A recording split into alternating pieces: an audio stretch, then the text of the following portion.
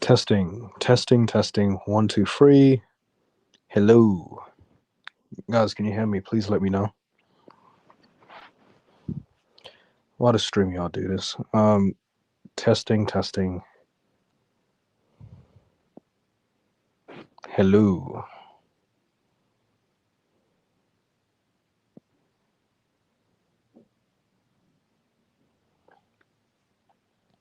If anyone can hear me, please let me know. How's it going? Hello.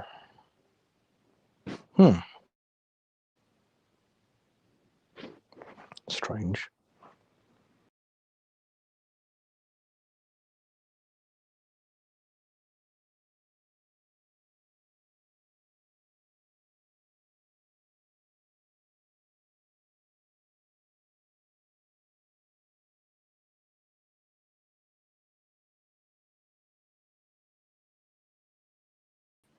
Hello. Testing. Can anyone hear me? Strange.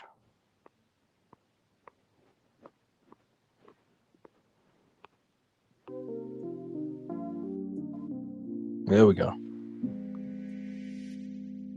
Guys, can you hear the music in the background?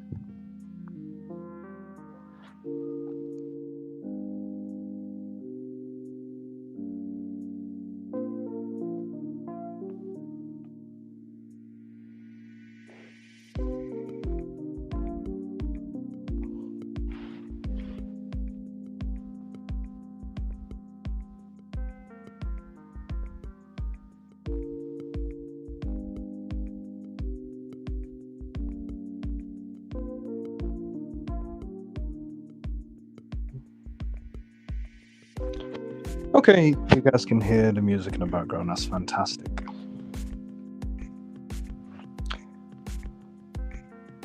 Let me turn off the music.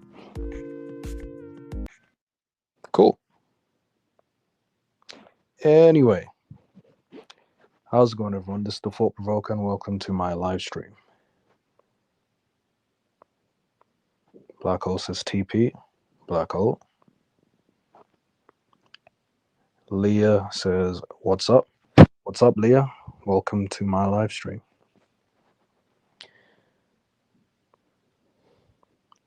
Shaylin says, "Yeah." All right, yeah, you can hear the music. Nice. By the way, thank you everyone for tuning in. More and more people are going to come. Don't worry about it. Don't worry about it.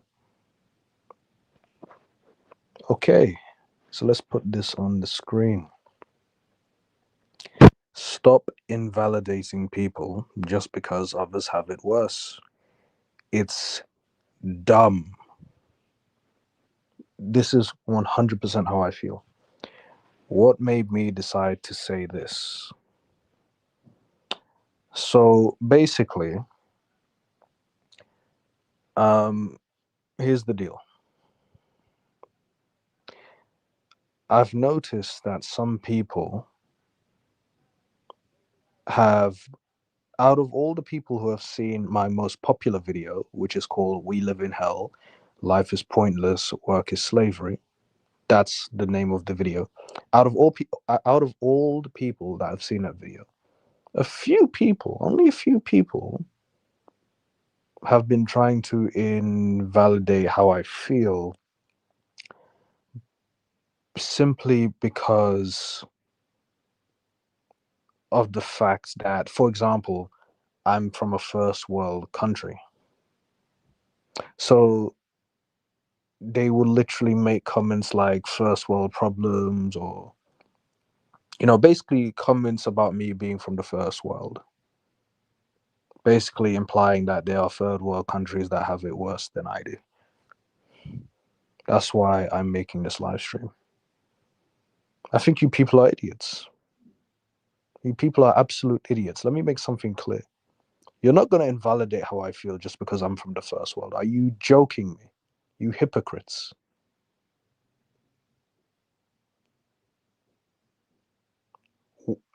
For example, one thing I say from time to time is that life is pointless. People know me for saying that life is pointless. And I genuinely believe life is pointless. Not one person can tell me what is the point of life.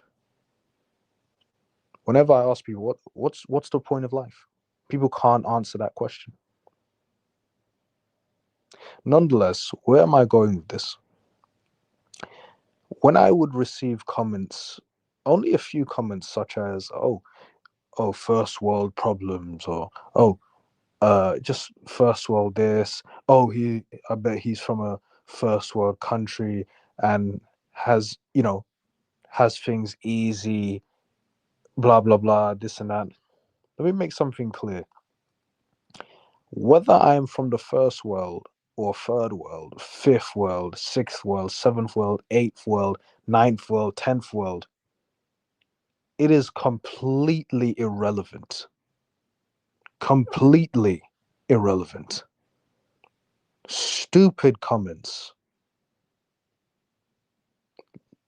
If I say life is pointless, it doesn't matter which world I'm from. Yeah, I'm from the first world. So what? My points about this world, about the reality of our existence, right? Because that's all I'm doing. I'm just stating the reality of our existence. The reality of our existence, and yes, I say our, it doesn't just apply to me, all right? This is just our existence, not exclusively my existence. Our existence is that we exist to work and sleep most of our lives, yet have such little time to ourselves. This is the reality of our existence. So, for those of you who want to point out the fact that I'm from a first world country, or you want to make stupid comments, stupid, ignorant comments like, oh, first world problems, shut up. Because again, it doesn't matter if I'm from the first world or third world or whatever world. It is completely irrelevant, and it doesn't invalidate what I'm saying about life being pointless. It doesn't invalidate what I'm saying about our reality, which is working and sleeping most of our lives, yet having such little time to ourselves. It doesn't invalidate any of what I said in my most popular video. Are you kidding me? What is wrong with you people? So my point about life being pointless is invalid because other people have it worse than I do? Are you kidding me? So I can't vent, I can't rant because someone else over there that's 5,000 miles away from me is having it worse. Are you kidding me? How far do you people want to take this? Let me make something clear. Let me make something clear and very, very simple. Just because someone out there has it worse than I do, right? Doesn't mean it doesn't mean that my points are invalid. It doesn't mean my feelings are invalid. You people are assholes for trying to invalidate someone's feelings just because others have it worse. Are you kidding me? Don't do that. Stop doing that from now on. If someone is going through shit, don't invalidate their feelings. How far do you people want to take this? Someone's got it worse? Okay. Well, we can go even further and say that someone has it worse than that person who has it worse than this person, and so on and so on and so on. It's invalid, it's rude and disrespectful. It doesn't matter if you're from the third world or first world. People all over the world are suffering. Yes, some are suffering more than others, but suffering is suffering.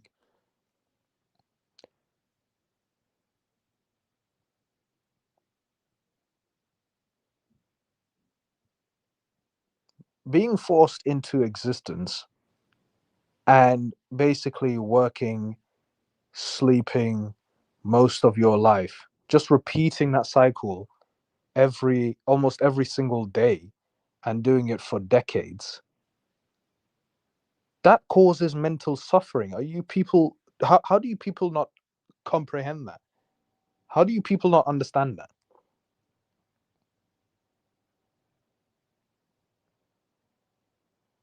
Wage slavery is a big issue in this world. It's not just wage slavery applies to basically everywhere in the world, not just the first world. You're forced into existence, then you work, you go to sleep, you wake up, you shower, you eat, you commute, you go to work, and then you commute back home. And by the time you get back home, you're too exhausted to do the things that you want to do. And the thing is, when you do get back home, you don't have much time. You don't have much time to do the things that you want to do.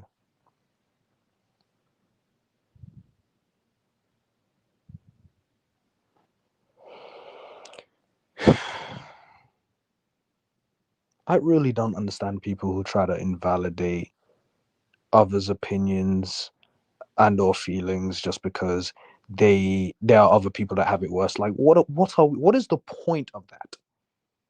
If I'm suffering, why do I need you people to tell me that other people have it worse? What is the point? Okay, and that's unfortunate that there are people that have it worse, but how far do you want to take this? Like I said before, how far do you want to take this? Okay, and there are people that have it worse than those people that have it worse than me. How far do you want to take this? Just because someone has it worse than me doesn't mean I don't have the right to vent or complain or rant about the way the world is set up. I'm immune to people trying to successfully invalidate my opinions and or feelings. I'm very immune to that. I always have a good comeback for when people try to invalidate me. That's never going to work on me. Ever. What, people can't suffer because they're from the first world? You people are a bunch of idiots.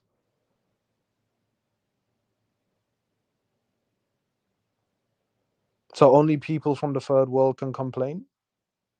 At the end of the day, whether you're from the first world or the third world, whichever world, no one asked to be here. We were forced into this world. I'll say it again. At the end of the day, whether you're from the first world or third world, whichever world, no one asked to be here.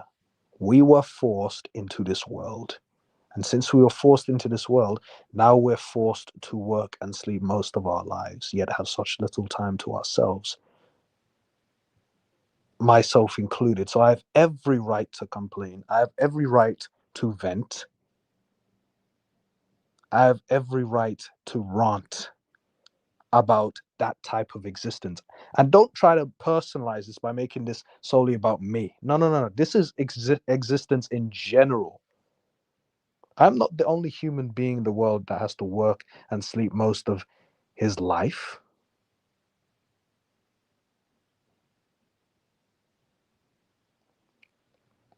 You people make me sick, I swear to God. By the way, if anyone wants to come up and huh? Anyway, if anyone wants to come up and, you know, talk or chill, that's fine. Then feel free to come up. The link is in the live chat. So let's have a read.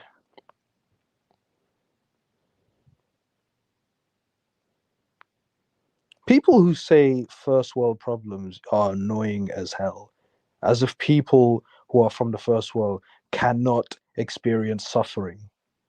Just because other people are having it worse doesn't mean people from the first world aren't suffering. You don't have to have any sympathy for people from the first world, but you don't have to be assholes towards people from the first world. It comes across as jealousy because you're not from the first world. It comes across as jealousy. It's pathetic. We're all human beings who suffer. You know, some suffer worse than others. We suffer to varying degrees. Anyway, let me read some comments. Like I said, read this one already. Let's see.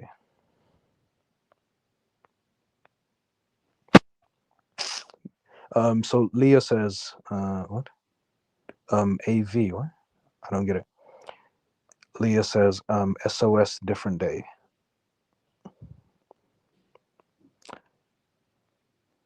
Robert Barnes says, I agree, that's a red herring. Yes, it's so irrelevant. It's so irrelevant. First world problems, like, okay. It's funny people say that because it's not exclusively a first world problem. Like wage slavery is worldwide, not just in the first world. Wage slavery is worldwide, not just in the first world. So don't you, people, don't you dare say first world problems. What? It's freaking worldwide. I hate red herrings. Anyway, Thought Provoke 93 says, I hate those people as well. Gaslighters are literally human pieces of shit. Exactly. They are human pieces of shit. I hate gaslighters. It really does come across as jealousy. It's really lame when people say first world problems. Like, what? As if people in the first world can't suffer.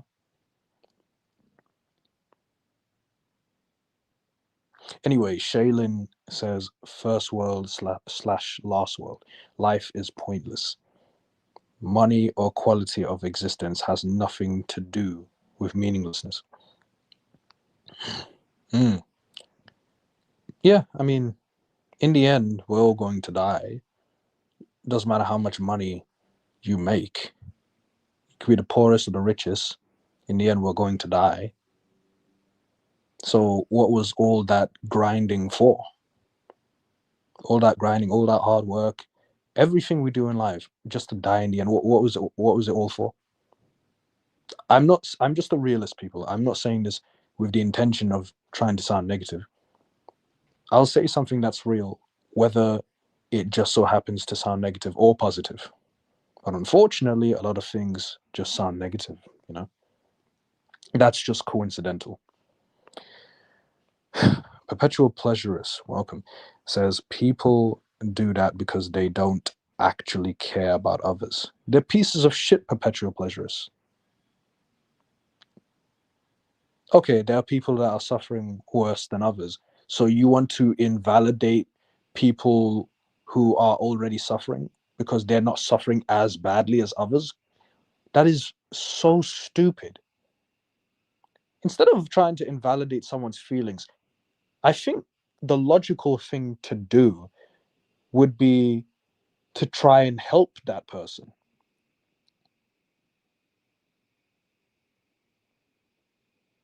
If I see that someone says, life is pointless and no, let me use myself as an example. If I'm saying stuff like life is pointless, which it is, life is pointless, not one person can tell me what is the point of life. And I'm not saying that out of spite. It's just true. What is the point to life? There is no point. No matter what we do in life, we're going to die in the end. That's just the truth. We die in the end. And, everything we've done in life was all for nothing. As in, like, there's no end goal. That's it. And someone wants to point out first world problems. What? First world problems? So there's no wage slavery in third world um countries? So wage slavery is only in the first world? What? People are crazy. Anyway.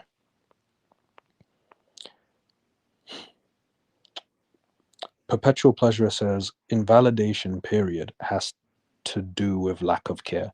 Exactly. It's just evil. It's evil. I would be saying the same thing whether I'm in the first world or third world. It's just irrelevant. It's so irrelevant. If I say life is pointless, whether I'm from the first world, third world, it's so irrelevant. People are that dumb, Perpetual Pleasurist. Perpetual Pleasurist says people saying first world problems in response to legitimate issues are people who are trolling. Yeah, and or they're just evil pieces of shit. Someone who is genuinely suffering because they were forced into existence. Now they have to do something over and over and over and over again for many decades to come. That causes mental suffering, but some people don't see that as serious.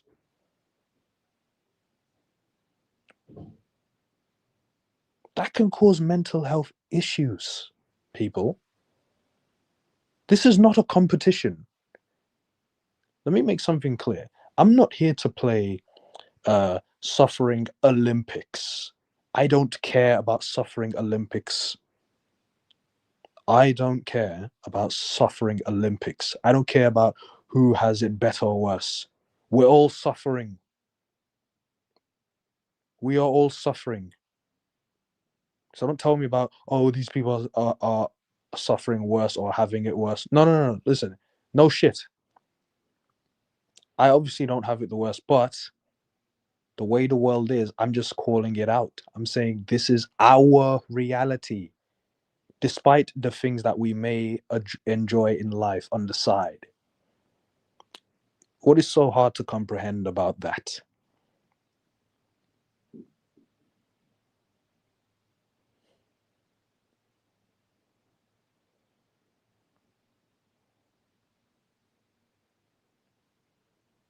If you expect people from the first world to keep silent because there are others that are having it harder, you're making the suffering even worse. Because not only are they suffering, but now you expect them to suffer in silence. At some point, the longer they suffer in silence, like the worse their mental health is going to be. They might even match those who are in third world countries in terms of suffering at some point. Anyway, Perpetual pleasurist says if someone responds to factually stupid BS with first world problems, it's very different from responding that way to legitimate stuff like you discuss here. Exactly. It's not like I'm complaining about my ice cream falling on the ground. No. I'm not saying, oh, my ice cream fell on the ground. Oh, holy shit, my life is over. Like, no. This is about basically being forced into a world and basically having to work, you know, decades upon decades, just doing a repetitive job. It's wage slavery, man. Modern day slavery, however you want to phrase it. That shit is boring, but we were forced into it. Yes, people, we were forced into it. We have to work in order to provide ourselves with essentials. Otherwise, you'll end up on the street and you might even catch pneumonia. So, yeah, you have to work in order to provide yourself with shelter and food and all that other stuff. I don't want to hear anyone says, I don't want to hear anyone saying, oh, you're not forced to work. Yes, we are, especially by our biology.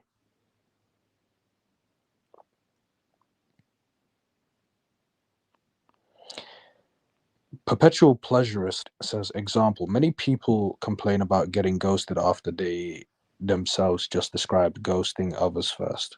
Yeah, hypocrites, people who ghost but then, get ghosted by others. Yeah, they're hypocrites. Perpetual pleasurist says, so in the case of a ghoster ghosting other people, getting told first world problems, etc., in that specific case is the type of stuff I'm referring to. I totally understand, Perpetual. Excuse me. I totally understand.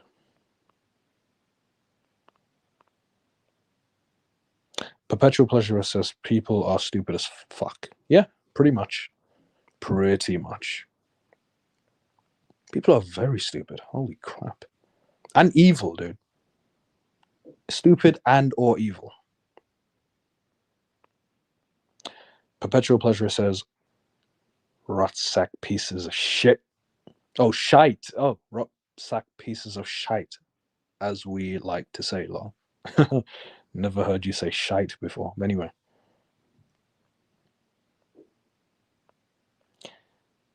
Leah says my life was decided. G. Yeah, you didn't have a say. You didn't have a say. People, whether you're no matter which part of the world you are from, if you're suffering to some extent, your feelings are valid. Don't let anyone try to invalidate your feelings just because you're not from a country that has it worse. Because at the end of the day, suffering is suffering, okay?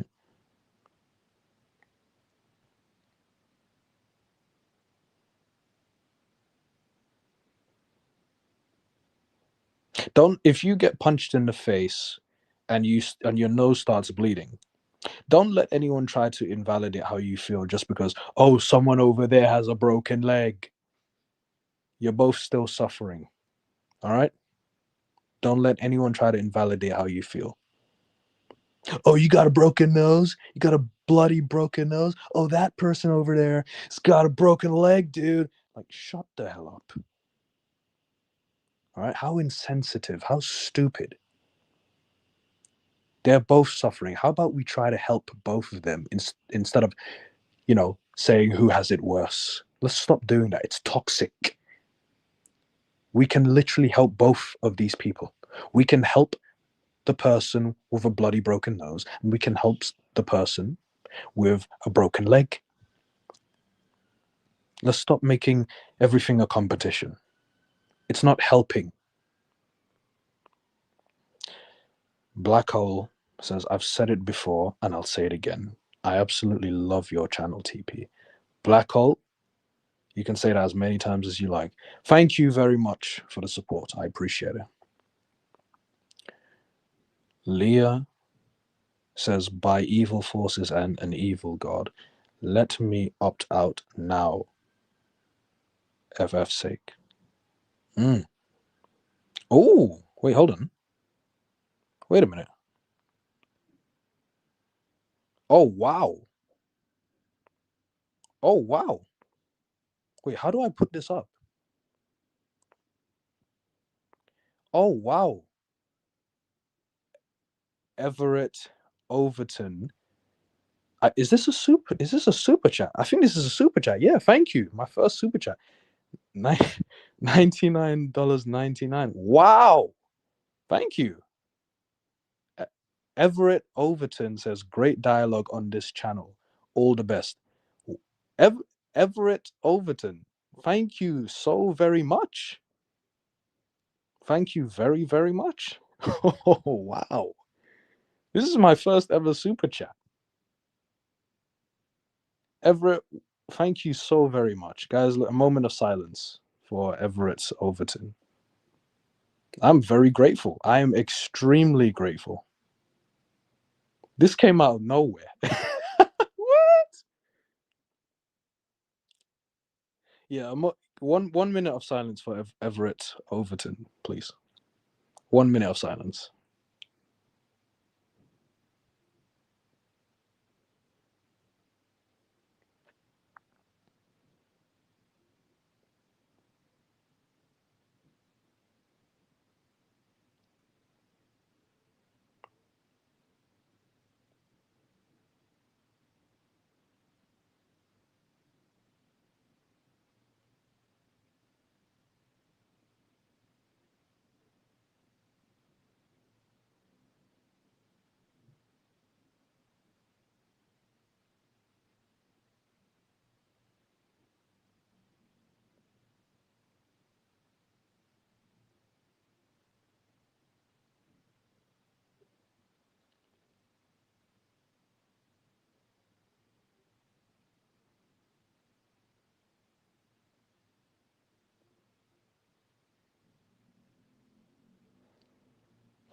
Wow.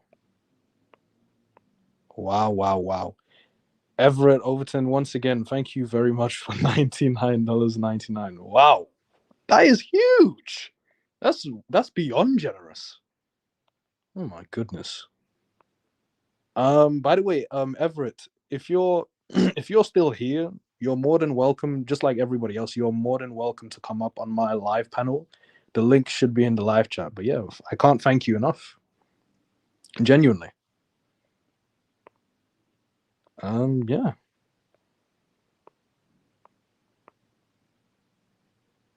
What the? Are you, are you joking me? Wait a minute. What is going on?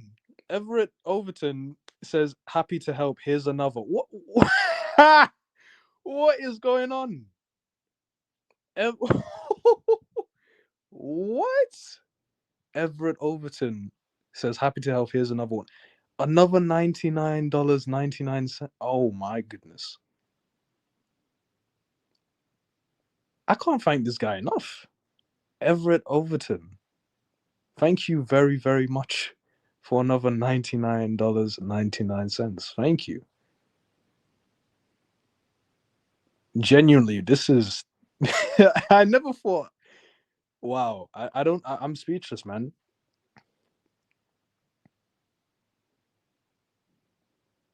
This is extremely generous.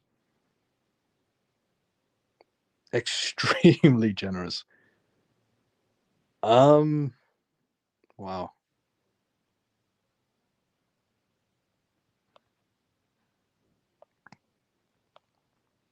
I wonder if he's still in the chat. Guys, I'll read your comments. I promise. It's just, I'm just showing my appreciation to Everett Overton. Genuinely.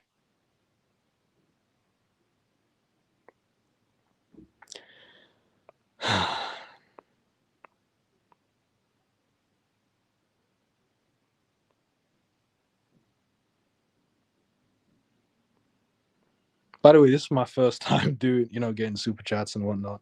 But nonetheless, what the?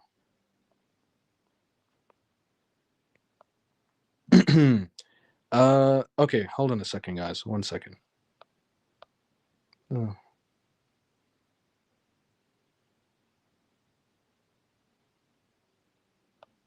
How do I go back? Okay, live.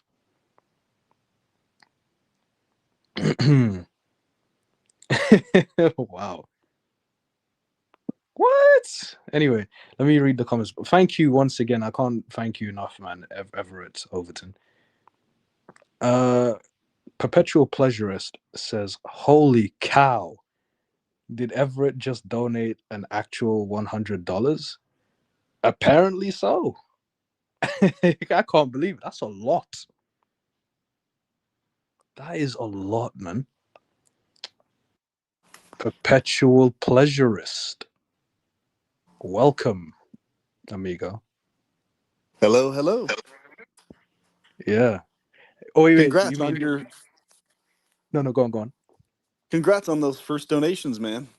Thank you. Thank you. It's a lot of money for my first donations. It is. I'm very surprised. Yeah, but at the same time, nonetheless, I'm very, very thankful.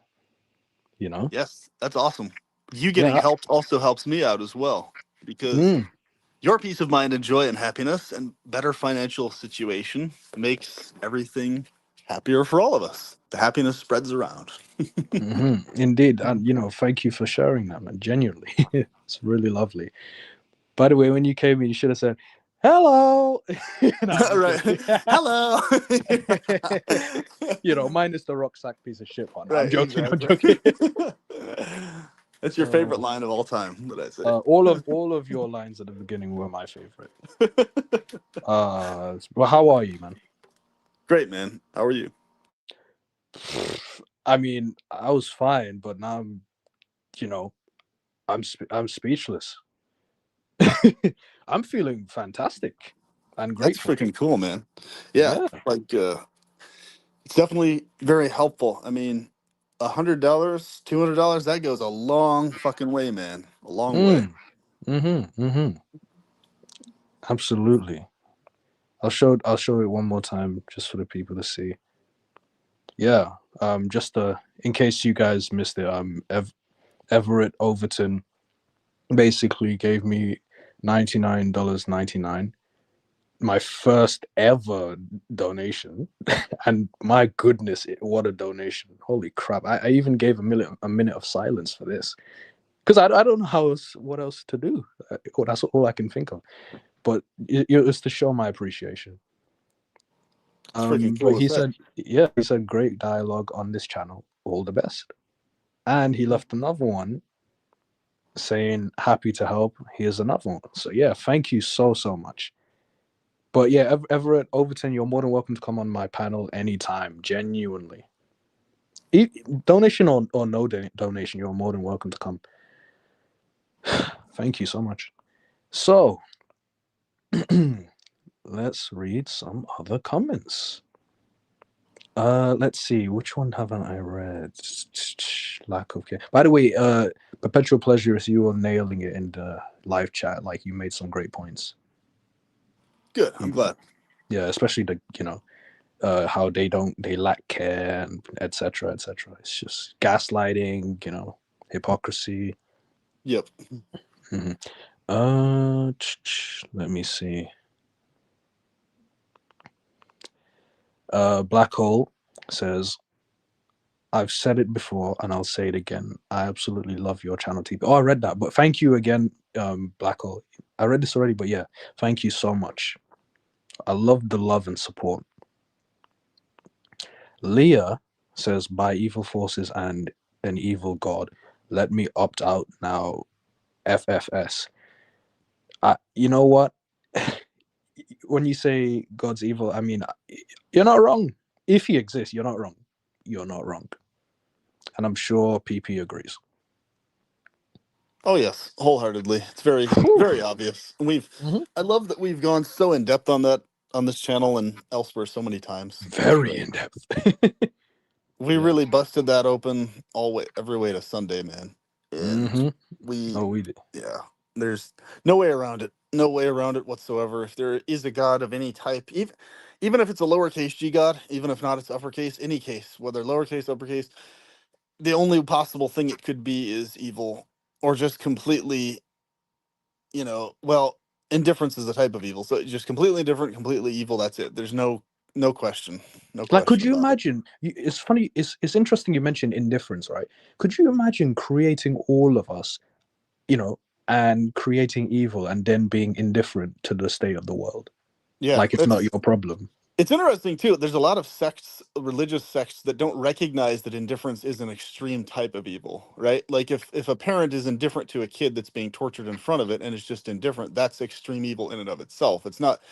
So a lot of people, they try to proclaim, oh, because God's indifferent, therefore he's not really that evil. But they don't see, wait a minute, indifference is an extreme type of evil. It's one of the worst types of evil, actually, because you Hmm. could get involved, you just don't, because you're indifferent. You just don't Hmm. care, right? So it's weird Yeah, how they try to spin that as something good or not specifically bad. Or, in other words, they try to spin that as something neutral, but indifference is not at all neutral whatsoever. It's indifference. Like, it's a very different mm, thing.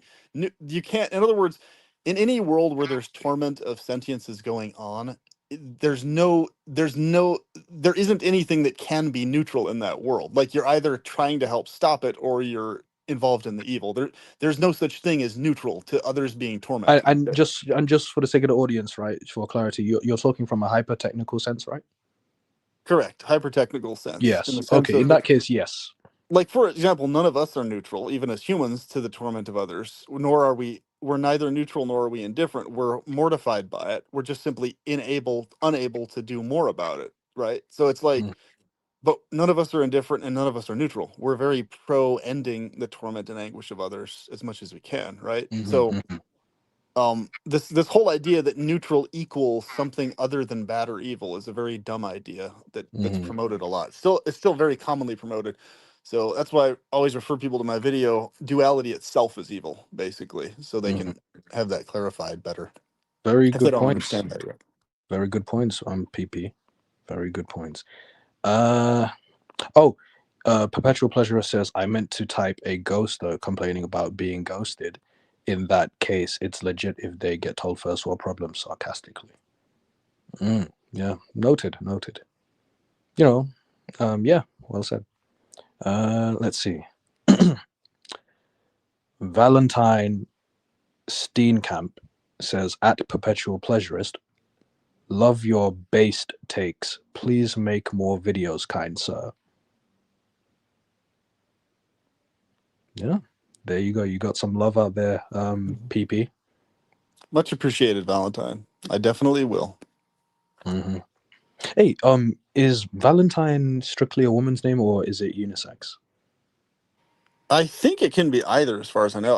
I've seen Valentine be used for male names too. I mean, it comes from Valentinius, as far as I know, the Roman name, which was often used for males in the past historically. Mm, So, yeah, okay. Um, definitely either male or female. have you seen Valentine before? Yeah, I've seen it a lot more commonly historically, like in the Valentinius sense, but Oh no, I it's mean the in same this name person in basically. particular. Have you? Because I I'm feel kind of. Valentine Steenkamp. I feel like I might uh know this person via. I'm trying to remember where I know them from. I think they might be someone who used to go by a different name, maybe that I Mhm, knew. I'm not saying for sure. I'm not 100% sure, but mhm. basically Okay. Valentine, you can actually just mention if we know each other already from outside. Basically, my question: do we know each other offline? That's the question. That would answer my question. Have Mm, we had interactions in person, face to face? And if the answer is yes, I am almost 100% certain I know in person who Valentine is. If the answer is no, that we have not had in person contact, then I'm not 100% sure. mhm.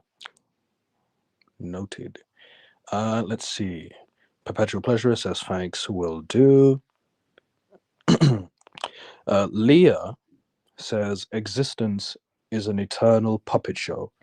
Never let off the ride because some god said I had to be here. What a joke. Sick of this shit. Understandable, Leah. Understandable. You were forced here against your will.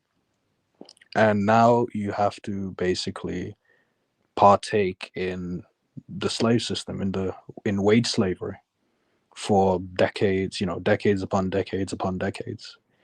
And yet, for some reason, people don't understand how one could view that as boring. It's not hard. If you're doing something over and over again, it's going to bore the crap out of you, especially when you have to do it by force. You know what I mean? Perpetual pleasures. Yes, exactly. That could apply to anything. Even playing video games can get boring, even though it's fun. But if you do it over and over again, you're going to have to take a break. Yeah, cycle of the healthy cycle of activities, I call it. The having a nice circle of activities instead. How's the circle of bullshit in the world? Having a circle of non-bullshit, enjoyable activities is also very important because that way you can just mix it up and rotate around to the different things um, versus just one thing only all the time. Dude, it really just shows you having the time to rest is so valuable. It It really is. is. Well, It's this is interesting too. Like the topic of, I talk about this a lot on my channel, where an actual paradise state or something close to it would involve the ability to do like an almost unlimited variety of different enjoyable things, right? So literally, in an actual paradise state or something even close to it, it would be impossible to ever get bored because you have available to you all sorts of other things you can do at any time, right? So it's like, you know, and I think in this world, people they base a lot of their assumptions on could be possible world situations on their own current physiology and biology and the limited variety of things they actually can do here. But if that limited variety is expanded much wider to a much larger range of activities, then immediately it literally doesn't matter how many different activities you do. It becomes impossible to get bored because there's always some other exciting thing to do, right? Some other right, enjoyable thing. Yeah. So right. this whole idea of, oh, if we all had an eternal blissful paradise state, we'd all get bored. It's like by definition, it'd be impossible to get bored, though. That would be one of the It would be defining impossible. features. You know what the Yes, it problem would is? be.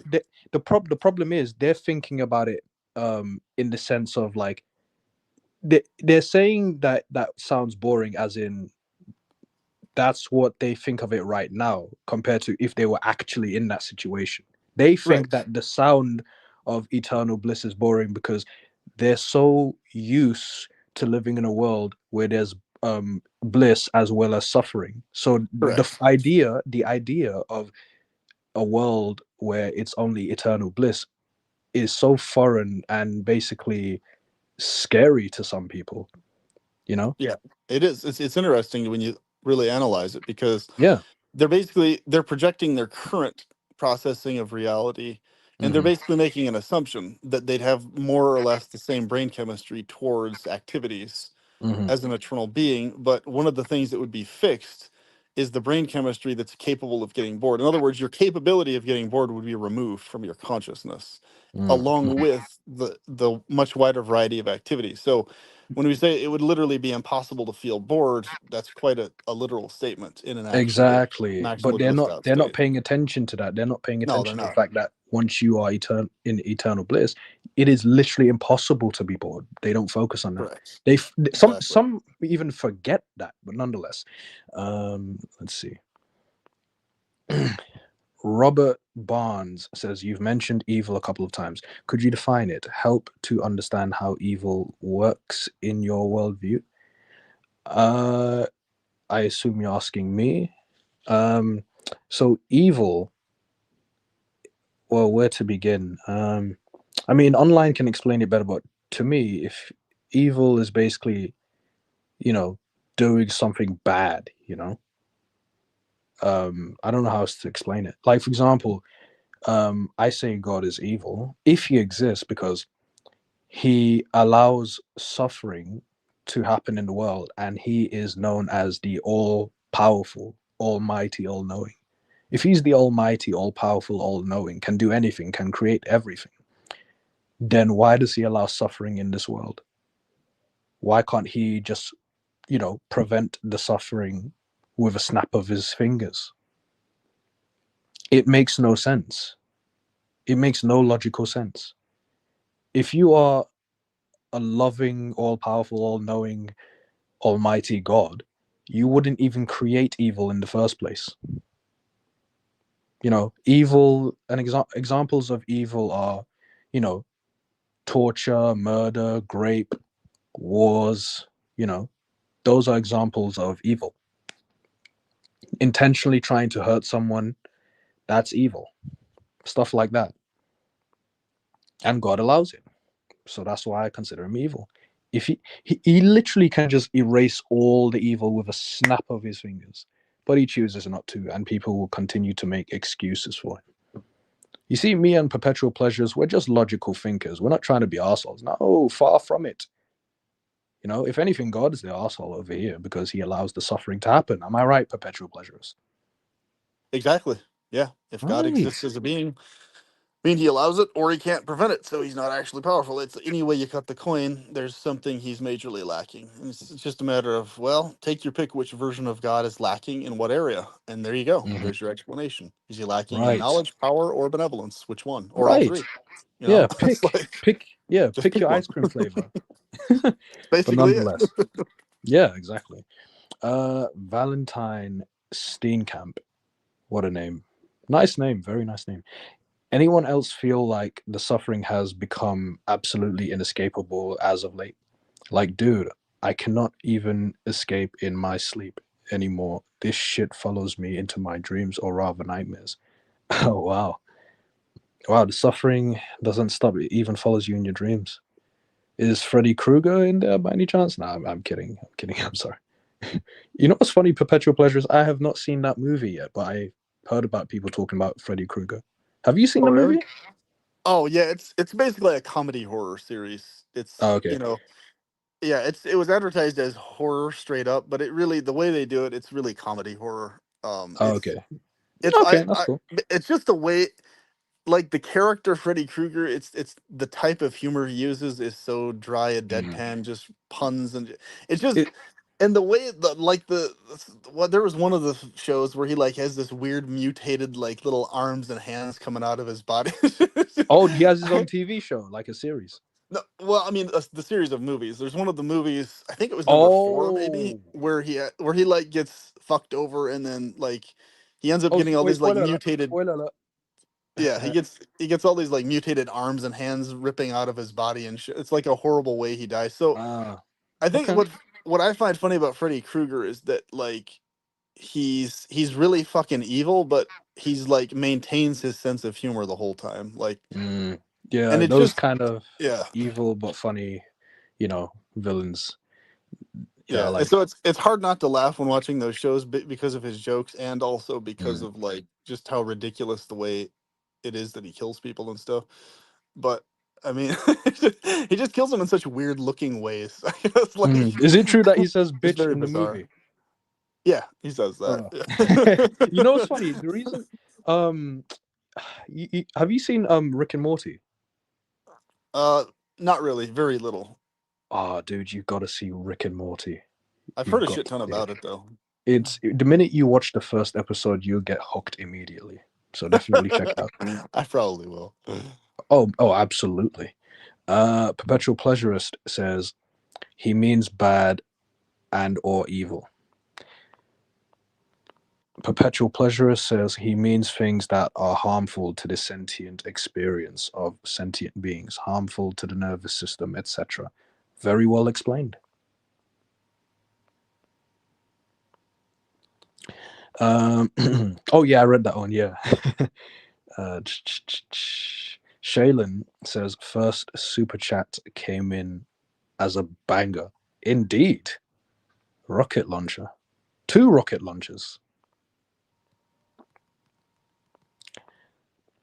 Black hole says how kind of you, sir. Yeah, how very very kind of you know Everett Overton. Yeah, absolutely. Black hole says what? Two WTF?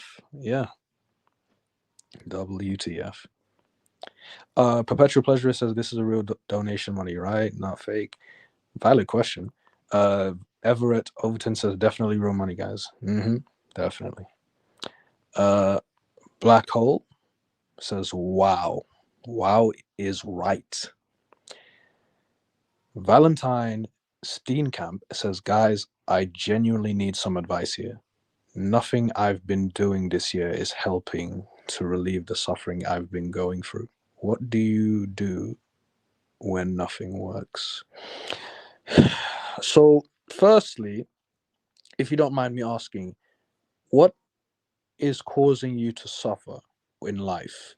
What is it? What is the thing that's making you suffer? Is it wage slavery? Is it the fact that you have to work and sleep most of your life, yet have such little time to yourself? Is that what's causing you the suffering? Like that, first you need to identify what is it, or what are the things that are causing you suffering, and then we can maybe help give some advice. Yeah, I definitely would love to Oh go yeah, over yeah, let that me go there. topic for sure. Oh yeah, yeah, yeah. Did you have more to say, PP, on this? No, I was mostly just letting you go through the comments first before we go Okay. into it. No. Yeah. But if you ever want to interject and comment, in response to any of these comments, by all means, feel free to Okay. just jump in. Yeah, we'll do. Black Hole says amazing, amazing. Yes.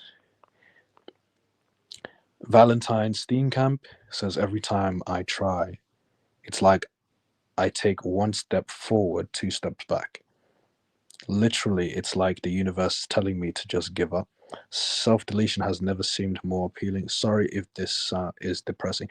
Hey, listen, no need to apologize. You were forced here. You didn't ask to exist, and now, and that's the risk. Um I want to make this point because I think it's very important. People, when if any of you are planning to have children, right, which I personally wouldn't encourage, and I'm only speaking for myself, but yeah, if you're planning to have children, please be aware that when you do have children, you run the risk of them not being satisfied with life. And so they end up, you know, regretting existence. That's the risk you run when you decide to have children. It's, in other words, having children is a gamble with their lives.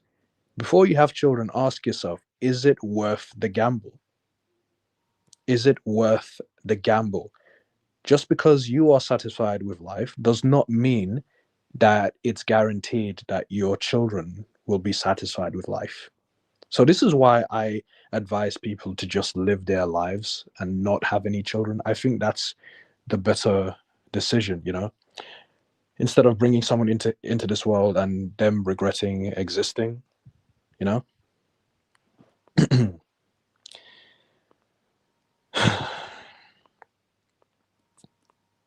Let's see. Mm, where is it? What? Hold on.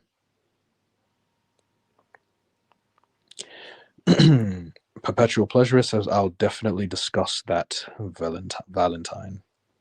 Mhm. Valentine Steenkamp says, thank you. Sad face.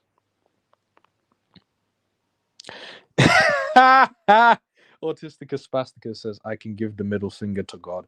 I have more balls than the entire Muslim world. Holy crap. Hilarious. I love it. It's just so, wow, just so random. He always leaves very entertaining comments, no matter what. A lot of times they're very funny to read. It was But just, it's like out of nowhere kind of comment. yeah, Out of that's what nowhere. that's what I always crack up about. I see Mm, that stuff. Well, yeah, I'd say screw the Muslim world. So yeah, that's one thing I definitely agree on. You mm. know, Would so you, what are your thoughts on religion in general? well, actually, let me clarify. Screw people who actually believe the Muslim ideology.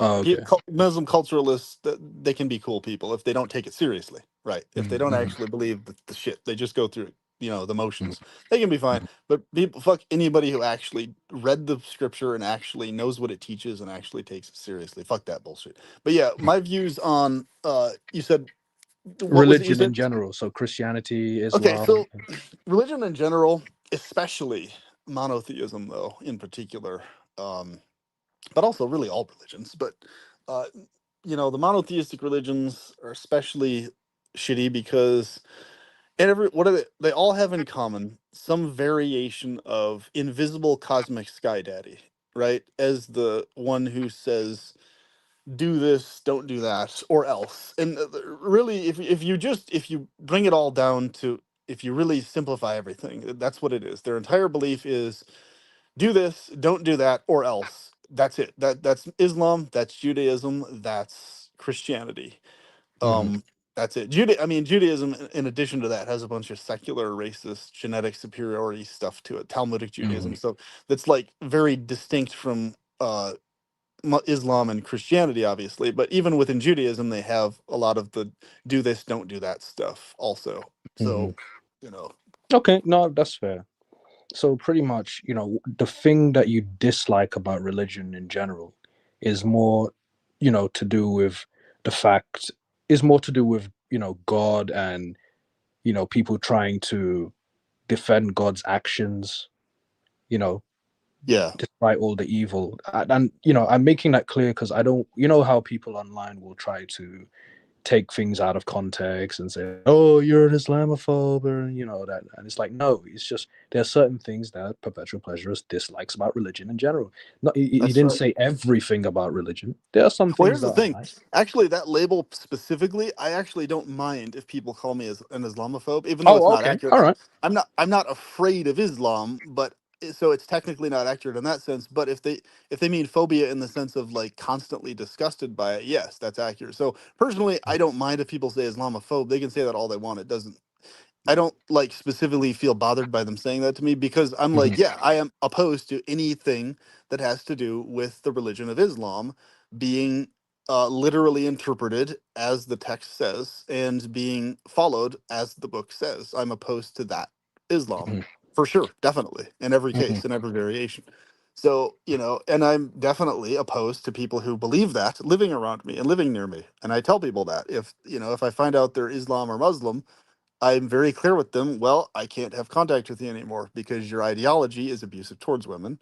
It teaches you to lie and deceive until you're the majority population. So because of these things, I cannot be around you. I cannot Right. interact with you anymore. And I tell people straight up if they're Islamic. So I'm all for Islamic believers being tossed out of a place. Women and kids who don't actually believe it, who are just enslaved into it, who want to escape. I'm all for protecting them and getting them out, separated from their abusive husbands and shit like that, for sure. But anybody who actually believes it and actually agrees with it, get them the fuck out of here. I'm all for that shit. Yeah, Hmm. definitely. Hmm. Noted. Noted. Oh, there you go. Perpetual pleasurist has explained specifically, what he dislikes about, Islam. You know, it's not like he hates people, of course. No, don't take it what he says out of context. Play this back and just really listen to what he says. Exactly. Yeah. Majority of people who are involved in Islam don't actually believe it. They just want to escape. They're under threat of usually a parent, a dad, an abusive boyfriend or husband or whatever it is. And especially the case with women and children, they're facing the very realistic possibility of violent death, torture, torment, and everything else, and the men who do it to them getting away with it.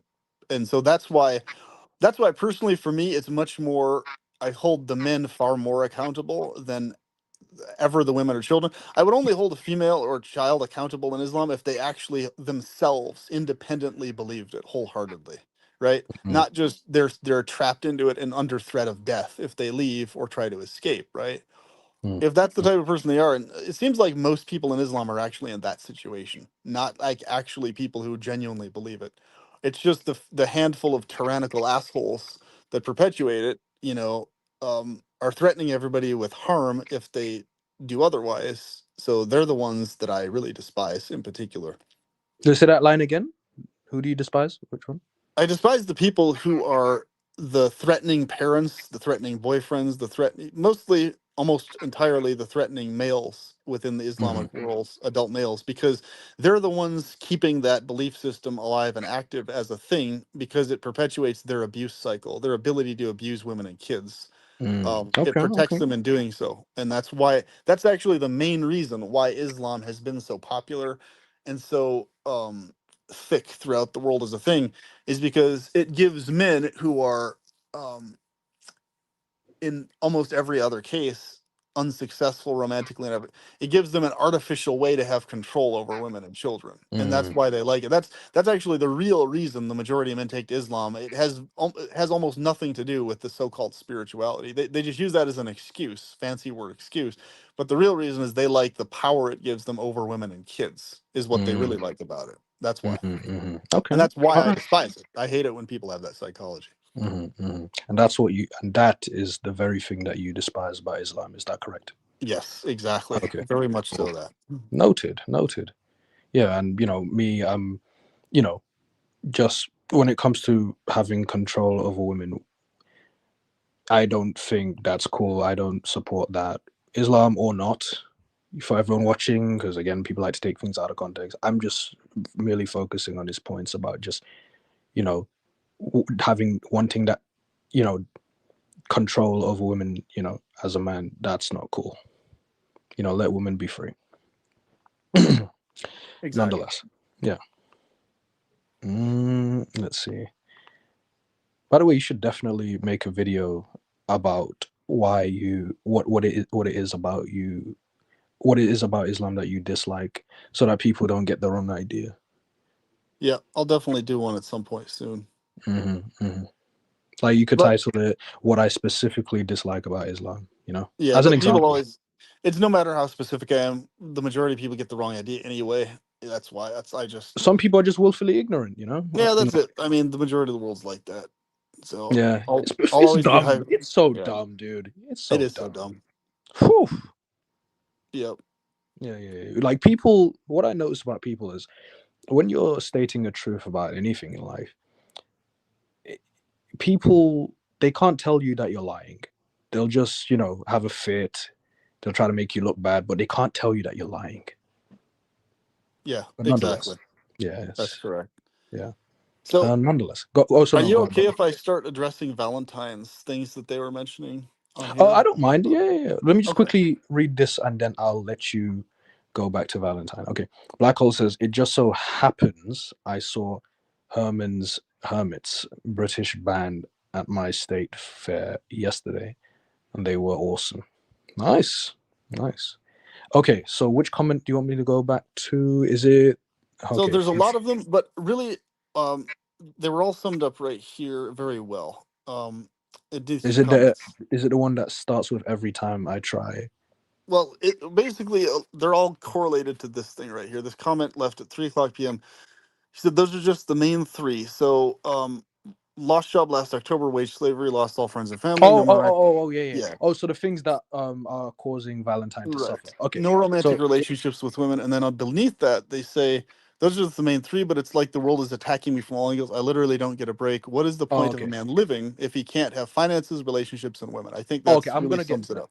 So let Okay. me read this and the rest in order. Okay, so one of the reasons why Valentine is suffering is because number one, lost job last October, wage slavery.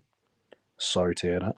Number two is lost all friends and family. Ooh, I wonder which type of lost he means. Like lost as in they're dead, or lost as in like no longer friends. Hmm. What do you think he meant? That would definitely be something good to clarify, because Yeah. especially if they're people like that are actually dead versus just hmm no longer contacting. That I can understand how that would especially hard hit the emotions and things in particular. Yeah. Please clarify what you mean by lost, Valentine. Do you mean they're dead, or you mean just you're no longer in touch with them, etc. And number three, no romantic relationships with women. I see. I see. uh, Valentine Steenkamp says those are just the main three, but it's like the world is attacking me from all angles. I literally don't get a break. What is the point of a man living if he can't have finances, relationships, and women? I see. Well, we can see if we can, help, what advice we can give. Let's see. Uh oh, okay. He left another comment. Guys, I'll get to your comments. Let me just read this one more comment from him. He says, despite my depressing situation, I still try to maintain an outlook that embraces realistic optimism or a more white pill mindset. I'm glad he said realistic optimism because I don't like that fake, you know, toxic positivity nonsense. You know what I mean? Yeah. And, yeah, I hate that. Like, God forbid that you call out something that's negative in the world. Oh no, but this is like they try to make it like it's not a problem. You know? Right. They try to Yeah. make it seem like way less negative than it actually is, or just some normal thing. Like, oh, it's because it's. See, this is a common mistake humans make so often is they mistake something for being common and, common and frequently going on in the world, right? Mhm, As okay. In some way. In other words, they wrongly correlate just because something frequently goes on or is something we've all experienced to some degree. Somehow that equates to it being not as bad or okay to some level, right? Which there's mhm, no mhm, correlation at all between how frequent something happens and it being in any way, shape, or form even remotely okay on any level. Like there's mhm, no correlation at all whatsoever. mhm. But Normal. it's really In other words, interesting. in other Yeah. words, you have this mindset that normal equals okay, Yeah, or and that that's. normal equals way less bad in some way when it doesn't. There's no correlation at all. And it shows that they have much lower intelligence because they don't make that distinction. They think, oh, Mhm, just because something's common and frequent, therefore it is not as bad, but that's wrong. Like mhm, so in other words, for example, just because the majority of people in the United States drive cars around, right? And there's a shit ton of roads everywhere, it's common and normal and frequent. Nothing about roads filling the planet, nothing about cars, nothing about that is healthy or good or beneficial to the environment mhm, at all in any way, shape, or form whatsoever.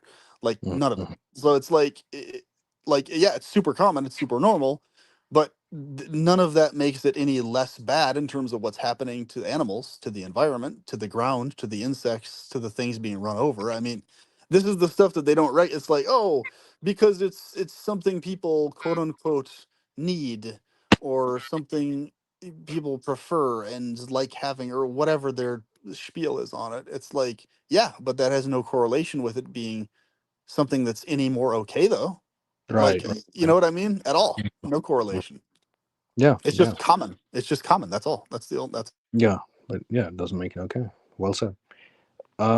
Valentine Steenkamp says, at Perpetual Pleasurist, I don't know you personally, but I've been a long time viewer slash commenter of your channel and the Thought Provoker. Nice, nice. There's your answer, PP. very Uh, awesome. Perpetual Pleasurist says, okay, thanks, much appreciated. Robert Barnes says, thanks, but in your worldview, he doesn't exist. Um, well, so for clarification, I'm agnostic in the sense that I'm unsure of his. I don't know if he exists or not. Like I can't. I don't know. So for me, I neither believe nor disbelieve. I believe what I do believe, and this is where the Gnostic part comes in. What I do know is that if he does exist, then he's evil. He either doesn't exist, or he does exist, but he's evil, or he's limited, or what was the other one? Perpetual pleasures. He's either evil, limited, or dumb. Yeah, no, the other one, so he's either it's three basically. He's either he's either evil. Well, evil is the type of limitation itself. And in other words, he's lacking in benevolence, he's lacking in power, or he's lacking in knowledge, basically. It's Oh, a okay. it's a matter of which he's lacking one of the three, basically. Hmm, hmm, So hmm. it basically a take your pick of which three Yeah, he's he lacking could in. be incompetent. Yeah, yeah. There Right, you go. exactly. Okay. Yeah, basically, Robert. So if he exists, if God exists, he either lacks knowledge, power, or benevolence. That is correct, right? Perpetual. Yes, Yeah. exactly. That's something that's known for a certainty and can be verified very easily. Well, there you go.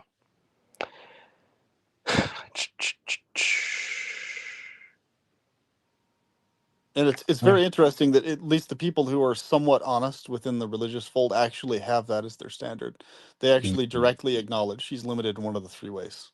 So, mhm, I mhm, mean, as fucked up as LDS ideology is in other ways, at least the one area you have to give them credit is the fact that they do very affirmatively acknowledge that their God is a limited quote unquote God that is Wait, not who acknowledges? literally Who acknowledges? the Church of Jesus Christ of Latter-day Saints, the Mormons. They acknowledge that their God was a man in the past, became a God, so lowercase g being, and is still to this day a lowercase g being, technically, hyper-technically, and therefore that's why this entity doesn't do everything literally perfect or whatever else. In others, basically, he's a cosmic space alien that has an extreme amount of influence in one area, but he's limited in all three areas: in Mm-hmm. benevolence, in power, and in knowledge, basically. Mm-hmm. Mm-hmm. So Noted.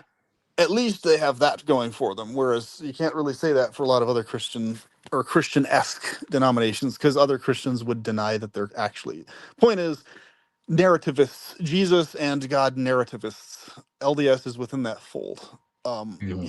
So, but they're more honest than the majority of the other Christians, traditional Christian world, because they at least acknowledge a limited God that they're Mm-hmm. worshiping. So, Okay. yeah. Cool. Noted.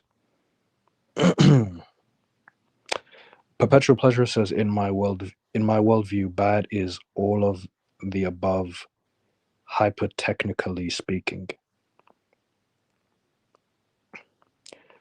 Perpetual Pleasure says, but naturally TP will also speak his own opinion on that. Noted. So he Okay, was let's read. asking. Oh, sorry. He was asking a very thorough question, which I appreciate when people do this. The transcendent, immanent, all these. In other words, basically, beyond the temporal or within the temporal, etc. Is evil built into the root reality, or is it just an aspect of this reality, etc.? And that's why I answered that bad, because um so often people run into the technical back and forth of the why are you using the term evil. That's why I always just say bad slash and or Oh, okay. evil, and on Okay. all levels, yes, transcendent, imminent, all of it, basically. Okay. Bads, different versions of bads. Noted. Uh, let's see. Oh, look who's behind. Look who it is. Shifted reality. He has Welcome. arrived. Welcome, Shifted reality. Hey, buddy, can you hear me? Yeah, we can hear you. How are you? Cool. I'm good, man. How are you guys doing? Yeah, we're just chilling. We're just chilling. Good. Cool, We're, cool. Yeah, I yeah, just saw you were live, man. I was like, all right, I'll hop in for a bit. nice. Yeah, absolutely. Let me read this.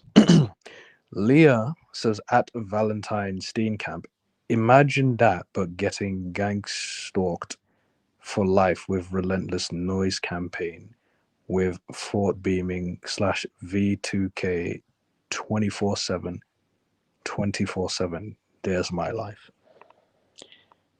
Wow, that would definitely suck pretty bad based on what she's describing, if that's in fact the experience. I mean, I know a lot of people have that experience of what they call the gang stalking, of stuff getting beamed into their heads or whatever. I mean, it wouldn't surprise me if people are facing that. I'm very thankful that at least in that regards, I don't have to face those specific issues. Excuse me. Sorry. Oh, that's okay. But that would suck really bad. Yeah, if it's Mm-hmm. like if you're experiencing thought beaming and all this other type of stuff, or things that are experienced as that. And this is what I tell people all the time. It's like whether somebody outside of the person is literally beaming that into their heads, or whether it's their own mental conditions doing it. And I'm not commenting one way or the other, Leah, in this case. So be very clear on that. I'm just saying in general as a principle, because many people mention this. Whatever the case is, or whether it's a combination of both. It might be a person might be dealing with their own internal head stuff and getting beamed stuff into their head from outside, or one or the other.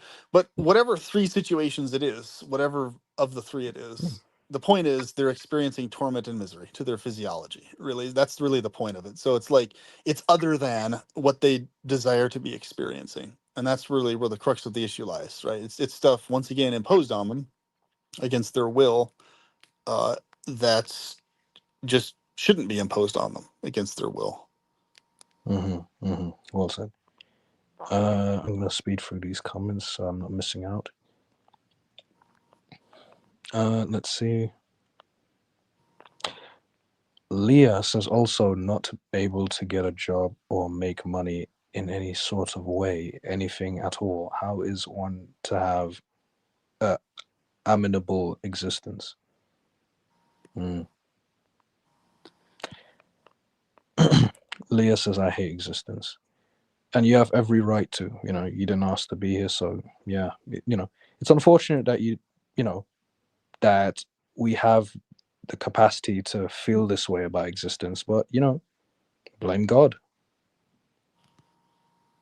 I think the loosh in the Valentine mentioning below is mentioning, what do we think about the loosh hypothesis thing? I think loosh hypothesis is very close to what's actually going on here. There's a Oh, lot we'll of, get to that. Oh no, yeah, a lot of evidence for it. we will definitely get to that. Let me just read these other comments. Um, Valentine Steenkamp says at Leah, that sounds terrible. I am so sorry. Is there no way you could strategically isolate yourself from the noise? Hopefully, there is some way to mitigate the gang stalking in some way. Wait, she's actually going through the gang stalking? What? Well, that's what I was saying. Since neither of us are there with her seeing the situation, I can't speak on it, but she's obviously experiencing gang stalking. I'm saying this because I've known multiple friends over the years. It depends on the person, depends on who it is, and I've also seen stuff online. Mostly with the gang stalking stuff in particular, I've seen it online. With the friends I've noticed, it's been other stuff, not exactly gang stalking, but different aspects of things they experience. Like, for example, my bipolar friend, he knows for a fact that he has like issues with psychosis and stuff, but sometimes it's he knows more or less what's what. Like, okay, so he's like, okay, there's psychosis when he's facing it, when he's experiencing it, and he's able to distinguish that from stuff that's happening independent of his psychosis pretty well. However, I've encountered other people who have a much harder time distinguishing and can't tell the distinction. But the way I see it along with that is, it's really a gigantic question mark in terms of who knows what's actually being beamed into people's thoughts from, Hmm. government technology or alien So, races or forgive demonic my entities or ignorance. whatever. Forgive But my ignorance, but thought beaming slash V2K. What is that exactly? yeah, if you Like could, V2K. What? I'm the sorry. V2K part, I'll have to get a refresher on what that specifically is referring to. I don't recall what that's referring to, but I know about the gang stalking thing. A lot of people report is that there's like multiple different individuals in their life, either that they know or don't know, that basically are triangulating to make the person's life a living hell in various different ways. And so I see it, the people, the ratio of people who tend to, but this isn't across the board, who tend to report gang stalking or the experience of it, tend to also have comorbid conditions of like something on the schizophrenic spectrum or Mm, bipolar or whatever. However, some do not have that, and they report mm, gang stalking independent of having those other conditions. So mm, the way I've seen it is, I've had experiences that other people would consider gang stalking, but I mm, wouldn't mm, consider gang stalking, if that mm, makes mm. sense. And I Okay. think for me, and I'm just saying this from my own experience, I think for me, the reason I wouldn't is because the way my personal brain chemistry works towards that stuff. Um, I wouldn't see it that way, but others would if I describe my situation to them. Mhm, So mhm. I think that would be something interesting to discuss too, and maybe its own dedicated chat at some point. Okay. Noted. Noted. Let's see.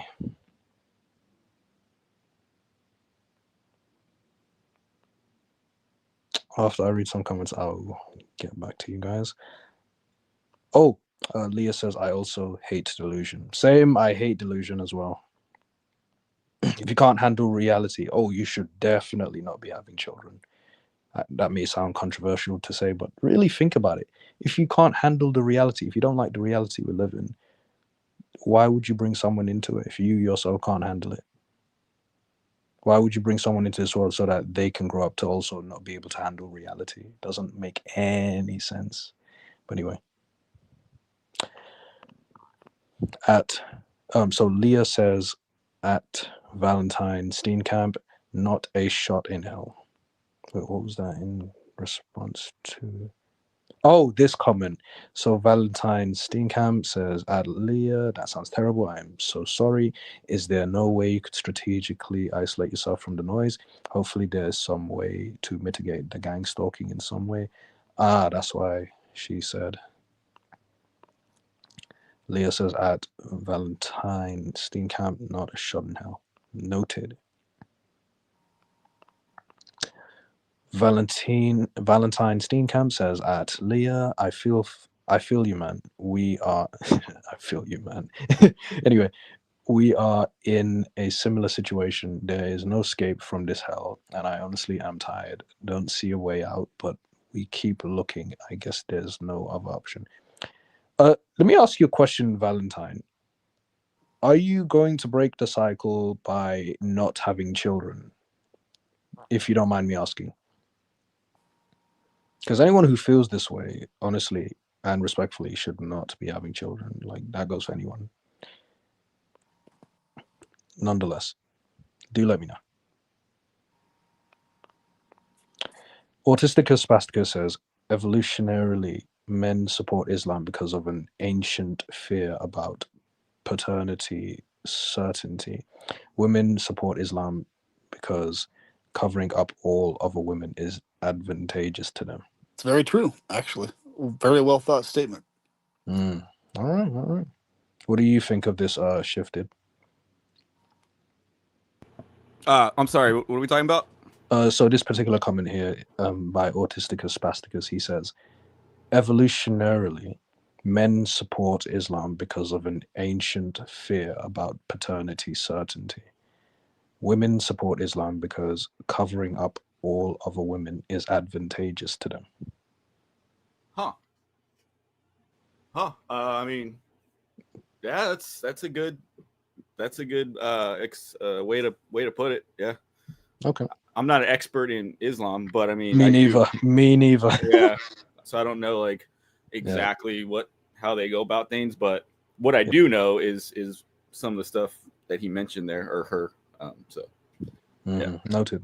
Actually, just a genuine question shifted, and I really, there's no need to go on into it as a topic, but are you, in your practice, do you acknowledge evolution as a thing that went on or likely went on, or are you one of the more later creationists in your view? Just out of curiosity, that's because you mentioned evolution here. That's the only reason I asked that. I don't believe in macroevolution. I will say there could be some sort of microevolution where God used certain things to I don't know. He might have used that part of it, but like the idea of a fish getting legs and then eventually becoming a human being, no, I don't believe that. Okay, so in your view, is it do you accept the really, really old Earth, or is it a more recent Earth in your view, like the thousands of years versus millions of years, etc.? I can answer that. Yeah, definitely. I don't support the millions of years. No, I would say the Earth is thousands of years. I used to believe millions, but after I delved deeper into like certain topics, I came to realize that that's something that, for one, nobody could know that, right? And then two, based on some, my studying of the Bible, I lean more towards thousands, but I mean, I don't know for sure either. So, Okay, yeah. All right. So the only reason I asked that was just for clarification. Like I said, that of course that topic by itself could cover hours. So, yeah, it could. It's best that we shift back to the other topic. I think emphasis. Yeah. But that's good that's useful to know, though, as a good frame of reference. Cool. Yeah. Let me see. Leah says at Valentine Steenkamp. Oh, you know what's funny, guys? If you look at this emoji, now obviously it's two people hugging, but for the longest time, I thought that was some kind of like video recorder or something, like some kind of expensive camera emoji, Yeah, that's initially that's what I thought it was too. But I look closer, it's like two people hugging. Yeah. I'm glad it's not just me. I thought for it many does kind of look years, like a video camera, though. Yeah, like that you use on set, like for a movie or something. But anyway, interesting. I'm glad I'm not the only one. What about you, Shifted? Have you noticed, like, did you ever think that this emoji right here was basically a camera, like a video, a camera?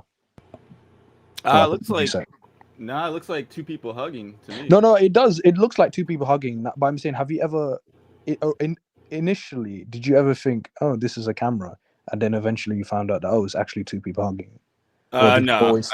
no. Oh, okay. So you always saw it as two people hugging. Yeah. Okay. That's funny. All right. Cool. Interesting. Okay, let's see. Shifted Reality says, "What's up, TP? Just saw you live. Hope all is well, buddy. All is well, dude. I got 2 massive donations, massive super chats for the first time. $200, man. Holy shit. Oh wow, that's cool, man. That's awesome. Yeah. Yeah. From the same person or 2 separate people? Just same person. Oh, so one guy hit you with two bills? Wow, nice. Yeah. Like $99.99 each. Damn, that's a rocket launcher, man. Nice. I was Incredible. literally saying that earlier. There you go, man. There's your inspiration and encouragement to keep producing content, bro, all the time, forever, for the rest of eternity, man. Never stop. Let me show you Shifted. Let me show you. So this guy, this is him, Everett Overton. He sent me $99.99. Said, "Great dialogue on this channel, all the best." And then he sent this one. He said, "Happy to help. Here's another." Ah, all right. That's Shout out to extremely Everett. generous, man. Shout out to you, Everett Overton. And it would be great to talk to Everett on the live at some point too. That'd be cool, Absolutely. But I think he probably did some vigilante thing where it's like he gave me this and then he was like, "All right, I'm gonna head out. My work here is done." man. The badass vigilante in the shadows. Literally. Dude, that was his pay it forward moment. Either way, it's very generous of him. So. Very generous. Yeah. I even gave him a moment of silence because this is my first time. But usually you hear that phrase for like if someone's dead or something, but I don't know what else to do. I've never been given a super chat in my life. Oh man, I wish I could have heard that or not heard that moment of silence. Yeah, but you know, I meant a moment of silence, you know, in appreciation. But yeah, I know usually that phrase is for like if someone's dead. Your past is dead. Let's put it that way. Your past of not getting paid is dead. There you go. Yeah. Not getting donations. This is hilarious. Nonetheless, let's go back to the live. Let's have a look. Valentine Steenkamp says, "Not dead. After I lost my job and status, they all stopped talking to me as I no longer have value to them." Oh, wow. They are alive physically, but mentally, emotionally, I am dead to them and they to me. Oh, wow. Wow. So they stopped talking to you just because you're no longer valuable to them. Wow. Guys, thoughts, man. Yeah, that's pretty diabolical. I've seen it in other people's interpersonal dynamics where that happens a lot. Thankfully, my brother, my mom, pretty much all the people that are close to me, money is not a factor for them. Literally, I could also be out my disability tomorrow, which is my only source of income right now, and they'd still treat me and love me all the same. Thankfully, the Right. types of people I'm surrounded by. So that really sucks to be surrounded by people who do that to you upon losing job and status. My family has never been like that, and that's the one thing I'm very grateful for. In spite of everything else I faced, my family was never that way with me. Shout out to your family, PP. Shout out to them. Yes, they're an amazing group of people. What are your thoughts? By the way, heads up, guys. Whenever I ask if you have any thoughts, if you don't have any thoughts, that's also okay too. You know, if you don't have much to say or much to add on, that's okay too. You can say something like, you know, I don't have much to say on this or whatever. But nonetheless, Shifted. What are your thoughts on this comment? If you want, I can read it again. Oh no, I can read it. I'm just kind of late to the party here. I'm not sure what Valentine Steam Camp. Oh, basically is going through. So he's basically suffering. And earlier I asked him why. What is it that's making him suffer? And he mentioned, you know, losing his job, losing his family and friends. Not in terms of being dead, as he clarified here, but in terms of them not speaking to him anymore and that he's dead to them. And, you know, he mentioned something about relationships. What did he say about relationships? Hang on, let me go back. He also said something about no romantic relationships with women.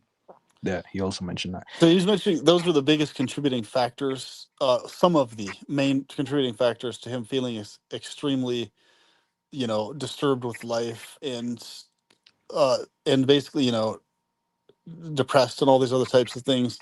Where basically he's wanting genuine advice and help and encouragement in this current situation, and that's what I was looking forward to talking about actually very soon, also Mm. regarding exactly what he's talking about, because there's definitely a lot there that I definitely have a lot to say on. Whether it helps or not, I don't know, but I hope it helps. Yeah, you could at least try. Yeah, absolutely. Okay, so he lost his job and what else? I'm sorry, I'm trying to track, but I'm so still a he little so he confused. lost it. Okay. So he lost his job, right? Okay. He also lost his family and friends, as in like they don't speak to him anymore because he doesn't. They don't see him as valuable anymore.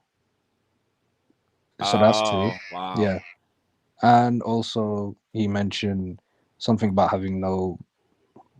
something about having no romance having no romantic relationships, something along those lines. Let me go back. Yeah, he said no romantic relationships with women. This is something that's important. Before I think we discuss this one comment that he said here, Where? Valentine. Okay, so let's see here. What was that? He said he emphasizes, okay, despite my depressing situation, I still try to maintain an outlook that embraces realistic optimism or a more white pill mindset. So in other words, the assistance and advice Valentine is looking for is not just stay positive amid, because he's already doing that. So I think this is very important. It needs to be more specific and more strategic than just the generic stay positive in spite of it, because he's already doing that part, right? But Mm-hmm, mm-hmm. it's not enough and it's not working that by Yeah. itself, right? So Mm-hmm, mm-hmm. I think that's a key thing to mention there. Mm-hmm. Wow. That's tough, man. Yeah, it is. Yeesh. That's jeez. I don't even know what to say. No, exactly. No, and that's okay if you don't know. If you don't have much, like if there isn't much you can say about that, that's totally fine as well. Not like, I mean, besides the generic, like you were saying, he's trying to maintain positivity given the situation he finds himself in, but he's looking for more than that in Yeah, terms yeah, of yeah, of guidance. yeah. Yeah, I don't even know. Um, no, Yeah, it is what it is. Sometimes there's not much you can say. right. Let's see. What do you? Valentine Steenkamp says toxic positivity is one of the hallmarks of normies that I cannot stand. Agreed. Can't stand it because these toxic positivity people, like they just, when you mention something that's fucked up about the world, they just dismiss it, you know, Right. and act like everything is all sunshine and rainbows. Misplaced positivity is Mm. is really what it is. The toxic part, of course, is where they dig their heels into the misplaced positivity. Hmm. Where basically you point out, hey, that's misplaced, and even once you point that out, they still drill into it further. You know, oh no, it's just your perspective. That's why you're processing the situation is Oh, life especially is blah what blah you blah blah make of blah. it. Yeah, they Right. love to say When that. it's very little what we make of it. Most of it is what's Yeah, imposed. a Yeah. lot of things in life, is out of our control. Like we have to work. When people say no, you don't. No, no, we do. We do. We have to work for shelter, food, all the other And necessities. if it's not working in one way, it's just a different way. Like even if you're out in the middle of the wilderness, you have to ensure that you have shelter and food and Right. fire and everything else. Let's see, you're working out there. If you're not working in the city, it's just a different type of work. And in certain ways, it's harder. Other ways, it's easier. It depends on the context or where you're at. But point is, yeah, all of it's work, no matter what. Like anywhere, you can't escape being. Work is the thing that's imposed on all of us, no matter It's where we are or forced what we're work. doing. It's Basically, forced yeah, work. it's You have forced to. work. Yeah. It is. Side note: what kind of God would install or instill? Which one is it? Instill, right? What kind of God would instill hunger in human beings? Like, Right. why would a God do that? Aye, aye, aye. Nonetheless. Uh, Valentine Steenkamp says, what do you gents think of loosh theory and the fact that Earth could be a hell realm / prison planet? Loosh theory. Never heard of it. So loosh theory is a very interesting one. I'm trying to remember the guy's name. I feel like it was Robert something, maybe Robert Monroe, who mentioned it or something. But there was a guy in the 1900s. I don't remember exactly where in the 1900s, maybe the 60s or 70s, who basically he wrote a book and mentioned this hypothesis. Supposedly, he saw these beings of the astral plane, like the whole out of body experience thing, and they basically showed him Sorry, this. out of body experience, you say? Yeah, basically what he saw was basically this vision of these beings basically sucking and feeding off of the emotions and feelings of humans on Earth, basically as their food. In other words, basically Earth was basically a harvesting field for intense feelings and emotions, especially of the suffering, agonizing, tormenting variety, and that was basically the main food source being harvested by these entities, call them archons or whatever you want to call them, loosh feeders, etc. So I was like, that's actually a very interesting idea because there's actually a lot of evidence for something like that going So, on. just so I'm clear, so these so-called archons, they feed on our suffering. Yes, basically as their food. In other words, they farm it. They farm the suffering. In other words, they implant and encourage the psychologies, the brains of animals and humans throughout the world, all the different species, to keep reproducing, to keep doing things, to keep existing, whatever we do, in order to ensure a continual stream of agonizing torment that gives off energy, like a torture energy, which is Mm, what they feed off of as food, like parasites, basically. mm, So, mm, mm, just like you would farm a field for, vegetables or crops, mhm, mhm, basically the loosh hypothesis is where all of us together, our emotions, our feelings, our experiences, we're all being harvested for our emotional energy that we give off, mm. especially the torment aspects, because that tends to Oh, be the so they're most feeding off intense. of all of our emotions, not just suffering. Yes, exactly. They're also feeding off the happy emotions too, but Mm. the evidence suggests that they get far more food from the negative emotions than they do the happy emotions. Thus, why Sick, the unbalanced ratio of torment to happiness, basically. very, very sick beings. It's Anyway, kind of the difference between a snack versus like a full quality gourmet meal. It's like the suffering and agonizing and torment is basically like a full gourmet meal for them, whereas happiness mhm, and mhm. joy is like them eating a small snack, basically. Okay, okay. Like it just doesn't give off as much to No, them as I food. understand. It's like it's like chicken and chips, where Basically, yeah. yeah, yeah, where chicken is basically the main course. Right. And Chips that's the why basically part of the torment cycle perpetuating is they basically know part of this hypothesis, and a lot of people are hypothesize further into this, I think, than the original guy who suggested it. There's a lot of other books on the loose theory where they went more elaborate, but basically the consensus seems to be that the reason the pleasure and joys are there in the first place, at least the reason that these loose feeders have them still a thing, is to ensure that we have just enough of that relief from the torment in order so that we'll basically cascade ourselves back into afterwards another type of misery and torment. For example, like people being inspired to bring more kids into this world, right? Because they have those experiences of joy. So the result is what? They bring another sentience here. That sentience experiences miseries. So result achieved because there was just enough delusion inflicted via the pleasures and joys to keep the cycle going, to keep feeding them basically. So it's like, okay, we'll give them just enough happiness, just enough joy, just enough breathing room, and then we'll dunk their head back under the water again, basically, and start suffocating them. Just enough, and then you start drowning again, basically. But because there's that just slight relief, basically keeping everybody obsessed with that relief factor, right? Sex, pleasure, joy, happiness, and all of its varieties, good food, is just enough to keep people in the cycle of perpetuating the torment cycles, is the idea, kind of. noted, noted. All right, cool. Let me see.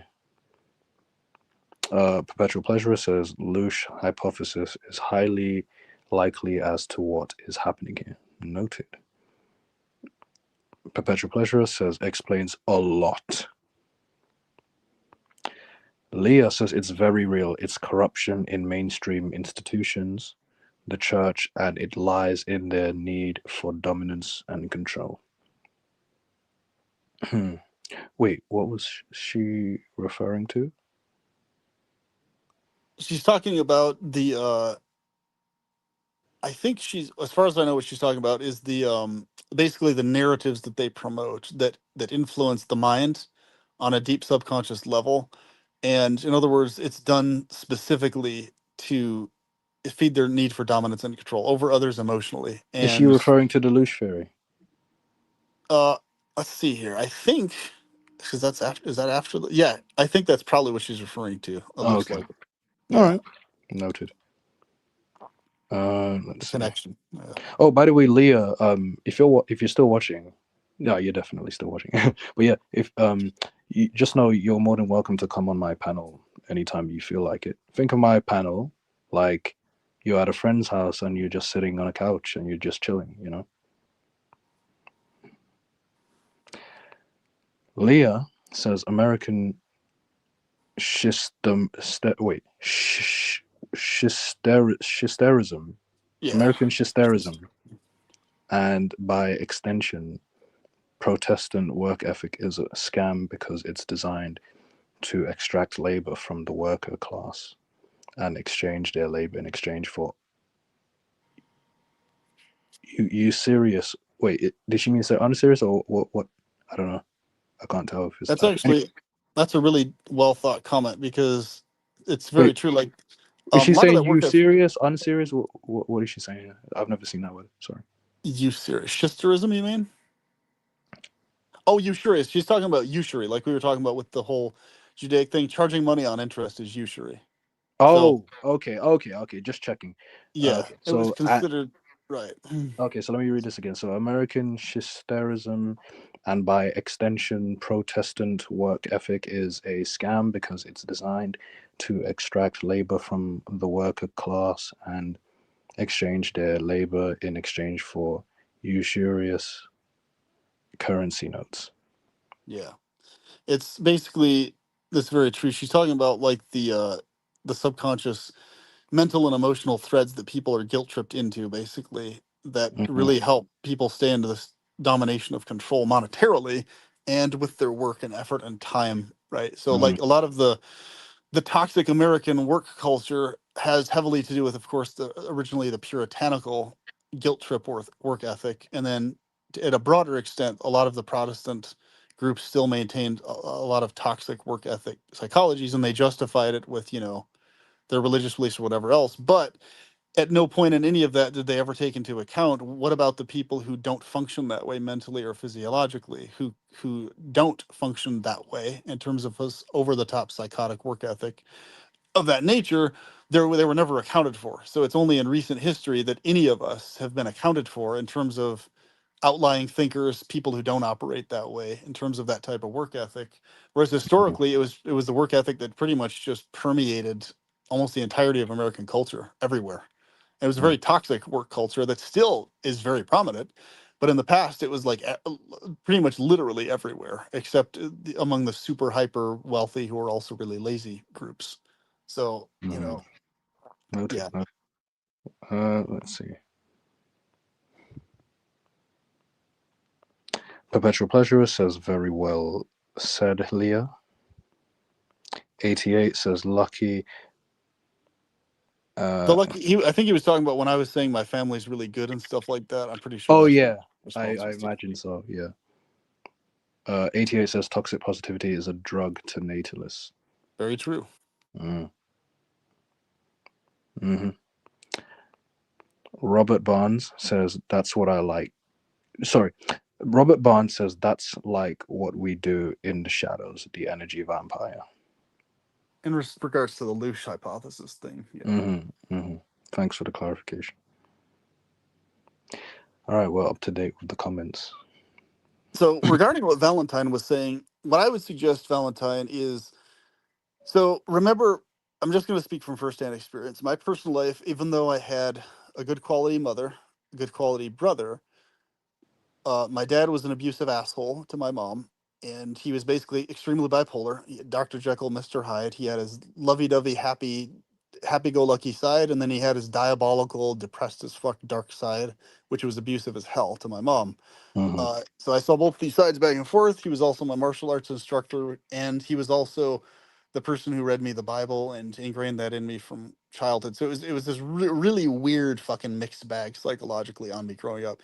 From my teenage years up until my 20s, throughout my 20s, I basically lived the majority of that time with no money whatsoever coming in. I was couch surfing pretty much the entirety of my teen years, all through my early 20s, either family members or friends, or staying at Krishna temples, etc. But basically, I was making no money other than what people decided to give me, donations or whatever. That's it. And so, having no money, that makes sense. And I didn't have any girlfriends or romantic relationships either. That was also a type of, it induced a lot of misery in me because, it was a combination of my autism spectrum made it really hard for me to understand what was expected interaction flow for romantic increase in someone talk to you. And on top of that, it was semi-voluntary because of the Hare Krishna beliefs and stuff like that, where I was just keeping myself away from relationships, even though internally it was bothering me and I really did want to have sex with women and romantic stuff going on. So that was my life up until my late 20s. Late 20s, I finally was able to get on disability after being denied 4 times. Finally escaped that whole astrological Saturn phase that people refer to it as. And it's been about 11 years now I've been on disability. So it's been significantly better in that time. And I have a lot of romantic relationships now. Um, I would recommend for romantic relationships in particular, doing what I did. Read the book called How to Be a 3% Man by Corey Wayne. You can look him up on YouTube. Read the book many times over. Memorize the stuff. And if you do that, you will start to have romantic relationships with women that start to work quite well. If you memorize and do that stuff in the book, behave that way, carry yourself that way, it'll work. You'll eventually start getting success there. Well worth it. He's the only one I can recommend because he's the one that firsthand experience with me helps me have a total 180 shift in that regards. But I would ask, the one thing I would ask Valentine is, what age are you? Are you at least age range? Obviously, you don't have to give out private information, but like, are you in early 20s, late 20s, early 30s, late 30s? What age group? Because from my experience and from the experience I've heard of a lot of other guys, is life tends to get significantly better as a guy as you get older versus worse. In other words, once you pass your 30s and get further into your 30s, things start to improve significantly in a lot of cases and above that. And it has to do with the fact that you sort of get really grounded, like emotionally, in your interests, in what your life's about, life experience with other people, being able to attract the right types of people. So my experience has been that my life has significantly improved since I've gone through my 30s and I'm now in my late 30s, and keeps getting better and better as I get older versus worse. Um, so I would say, for me at least, my worst times of all were my teenage years all the way through my mid to and a little bit into my late 20s. That whole chunk of my life, I feel like it was stolen from me and taken from me. Like so many things I could have done that I wasn't able to, Mm. for all those So, reasons. perpetual pleasurist. If you don't mind me asking, so you said through your teens, like from your teens to your late 20s or early 20s? Yeah, through my teens to my late 20s. Yeah. Okay, so from your teens to your late 20s, you were couch surfing, right? So here's the thing. Yes. How come you weren't able to stay with your mother? Well, the thing is, I did stay with my mother for chunks of it, but it didn't always work out that way. Like there was other times I stayed with my grandmother or relatives and friends and everything else. I mainly couldn't stay with my mother because she had this obsessiveness with keeping everything excessively hyper clean to standards I couldn't keep up with. Like Oh, I OCD-esque, huh? more in her case, it was manic bipolar. It was her manic bipolar aspect that made her incapable of ever calming down about it. So for Mm, my case, like I keep things quite reasonably clean as much as I can, but I mm, have I have needs for so much extra sleep and stuff. I literally can't keep up with her standards. So mm, basically, that exhausted me. She was nice to me in other ways, but I was like, Mom, this is why I can't live with you. You're this mania over you needing to keep things clean every single day, all the time. I don't have the ability to do it. I don't have the time for it because literally most of my days I would only have like a 4-hour window, if that even, of being able to be awake at all. Like the entire Mhm. rest of the day, I would have to be asleep because I was so bogged down emotionally, mentally, and exhausted. I Mhm. couldn't.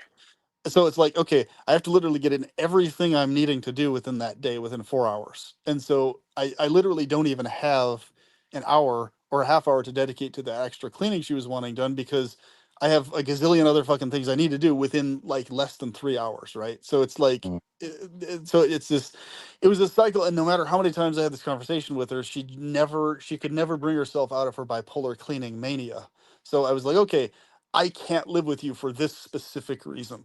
You treat me good in Mhm. other ways, but you have this mania of cleaning. I have to escape this because I cannot constantly every day be exposed to you hounding me and guilt tripping me about not cleaning enough, not, you know, it Was it a just case of like, this compulsive need to clean, where it's like she expected you to unrealistically clean like every 5 minutes?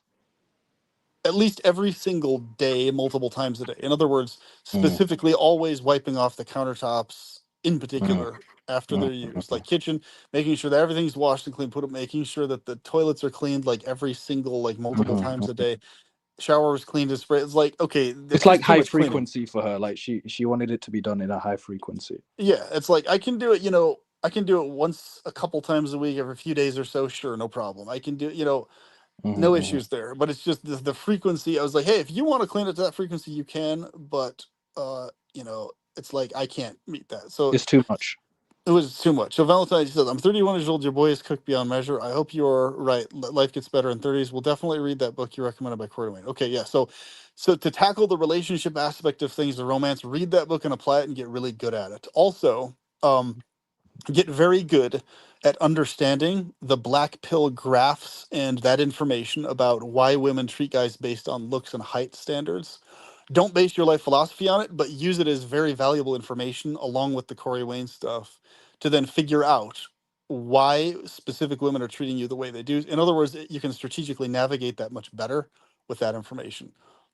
But do Mm. not apply the black pill stuff into a life philosophy. In other words, have your own separate standard of look standards and what you consider to be good looking for you that's independent of the graphs, right? But understand the trends that are out there nonetheless. So basically, do that on the romance side. On the side of the finances and things like that, I would say start surrounding yourself with people who genuinely are good quality people, and these plenty of people do exist like this, that where finances and how much you make money wise is not a factor for them, who value you independent of that 100%, right? Similar experiences with that tends to help a lot too, uh, in that regards. And then the other thing was you mentioned the loss of friends and family in particular. Uh, well, actually, that actually helps cover that. But with the loss of friends and family part, once again, consider and define your family, the people that you intentionally start to surround yourself with, whether biological or not, that treat you well independent of the money you make also. So really that hits both the money and the friend thing as well. Like I personally define my family as those who treat me well. I consider TP here to be a closer family member than all of my other biological relatives except my mom and brother. So my mom and brother, TB here, I consider to be an actual family member. I consider Shifted Reality to be an actual family member far Nice. more than my biological relatives by a lot, except for my mom and brother who do treat me well. So, but as like my cousins and stuff and my aunts, all these other types of people, I don't consider them family because they don't treat me well. They're not kind to me. They don't prioritize spending time with me. They have Hmm. all sorts of weird, fucked up mental issues that they flip out on people over nothing.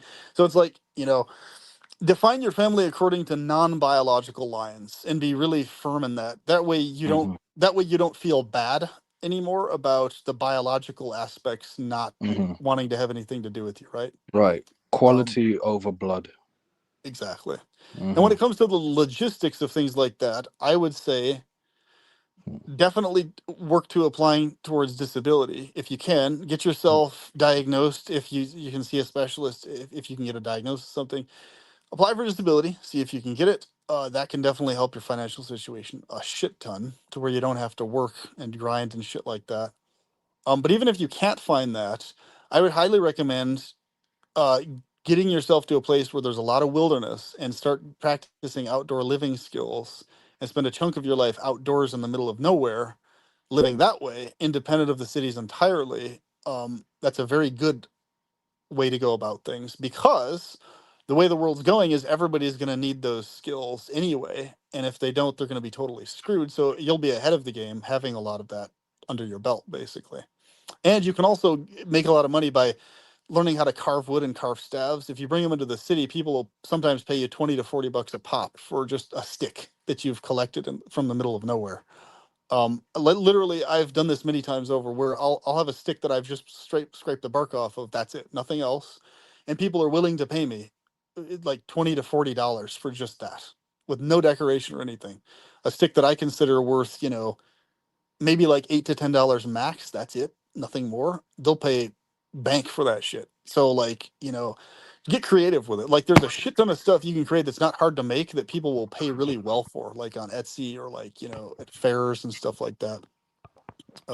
Yeah. So there you go. Mhm.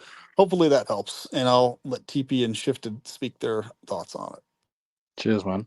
Just give me a moment. I'm just searching something up.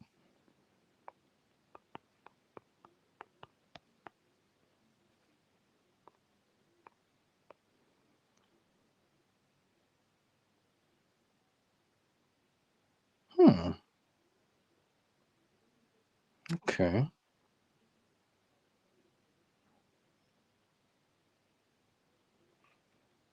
Okay. All right. I'll keep that in mind. Okay.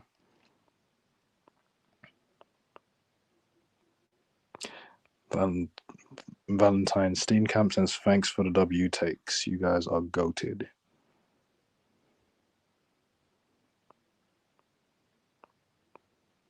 This one's for you, PP. I'll let you read that one.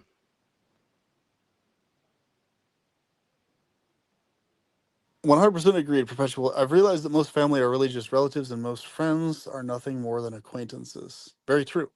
Most so-called friends are fair weather friends, which is just an acquaintance. They're only your friend as long as things are going good for you and good for them. As soon as things start to break down, they're nowhere to be found, right? Same thing with the so-called family and biological relatives. Oh, did Most he common make another example. comment? Like, in addition to that? Mark Passio. Did he make another comment? He said he mentioned about no disability money for him. He lives in a Oh, shithole third world country. He's indeed looking into getting a skilled trade because 9 to 5 corporal wage slavery life, isn't it? mm, So, and I asked him what country does he live in if he doesn't mind sharing. South Africa, beautiful country, but we have the worst government on earth. Okay, yeah, South Africa is really fucking shitty in terms of the government system. Shit ton of fucking racism and segregation there still too, like really bad. oh, okay. Noted. Let Okay, me that get to the... makes a lot of sense.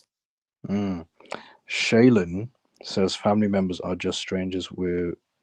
Family members are just strangers who share your DNA. Nothing more, nothing less. Yeah, literally. That's the thing you have in common is just DNA. Apart from That's it. that, yeah, that's it. Yep. And the whole, being able to distinguish the auto love, oh, they love you because they're supposed to, from them actually loving you thing. Like, vast It sounds majority like of a chore, when they say that, yeah? yeah, the vast majority of parents I've seen of others, it's like they only love them because they're biologically connected. In other words, it's like an obligatory love versus actual love. In other words, if you were to pull away the person being their kid, they wouldn't love them like instantaneously. If there was Hmm. not a biological connection, they wouldn't love their kid. It just wouldn't be there, right? Like they Hmm. only love them, quote unquote, due to some biological connection, which is really it's interesting to me. It's common within a lot of members of the human species, this auto mechanical love imitation thing because of biological connection that so obviously isn't actual love in so many cases. Hmm. Hmm. Could you imagine, right, having kids and then only loving them because they're your kids? Wow. Amazing, huh? Yeah, it's Like, crazy, you man. chose to have them, but now you're like, oh, I'm gonna love them just because they're my children. Like it's a chore. No one forced you to have children, but anyway, just something for people to think about. Because I know some of the things I say, it's like, no shit, it's redundant. But some things that are redundant, you got to say anyway because people don't take into consideration. You know what I mean? Perpetual. Right. Yeah. Exactly. Hmm. Uh, And in South Africa, the situation is especially bad. So, like, there's areas where it's like 91% or 90 plus percent dark skinned and like 1% light skinned, or vice versa, depending on where you're at. Like, it's heavily segregated in South Africa. Mm, I see. Like their whole, what was it, the apartheid thing, that still hasn't even been fully resolved. I mean, in technical principle, they supposedly ended segregation like legally, but they in practical reality, it hasn't ended at all. It's still thick Mhm. throughout the country. That's a shame. Let's see. So, Shifted. What are your thoughts on the title of my live stream? Let me read it. Because others have it worse. So you mean like somebody's complaining about something, and it's like, yeah, but somebody has it worse, so you're not allowed to complain. Is that what you mean? Yeah, that kind of thing. Like, or if someone tries to, for example, I'll use myself as an example, right? Um, I made a video. My most popular video is called, "We live in hell, life is pointless, work is slavery," and I was on a different social media platform where my video was shared, and so a few people, only a few people, were making first world comments, basically, invalidating my statements about the way the world is by saying first world problems this, or, oh, I bet this guy lives in a first world country and everything's easy for him, blah, blah, blah, blah, blah. And that's what influenced me to make this live stream, because it's like, why why are people invalidating my feelings just because I'm from a first world country? That's absolute bullshit. Just because other people are going through worse shit than me does not mean my feelings are invalid. Suffering is suffering. This is not a suffering. I don't play suffering Olympics. I didn't choose to exist, and wage slavery is a legit form of suffering, you know?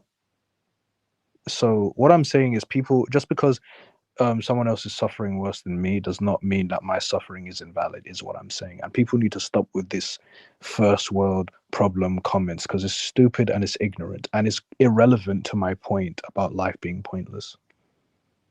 Wage slavery is everywhere, not just in the first world.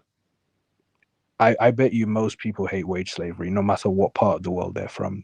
So to say first world problems is irrelevant. You following me, Shifted?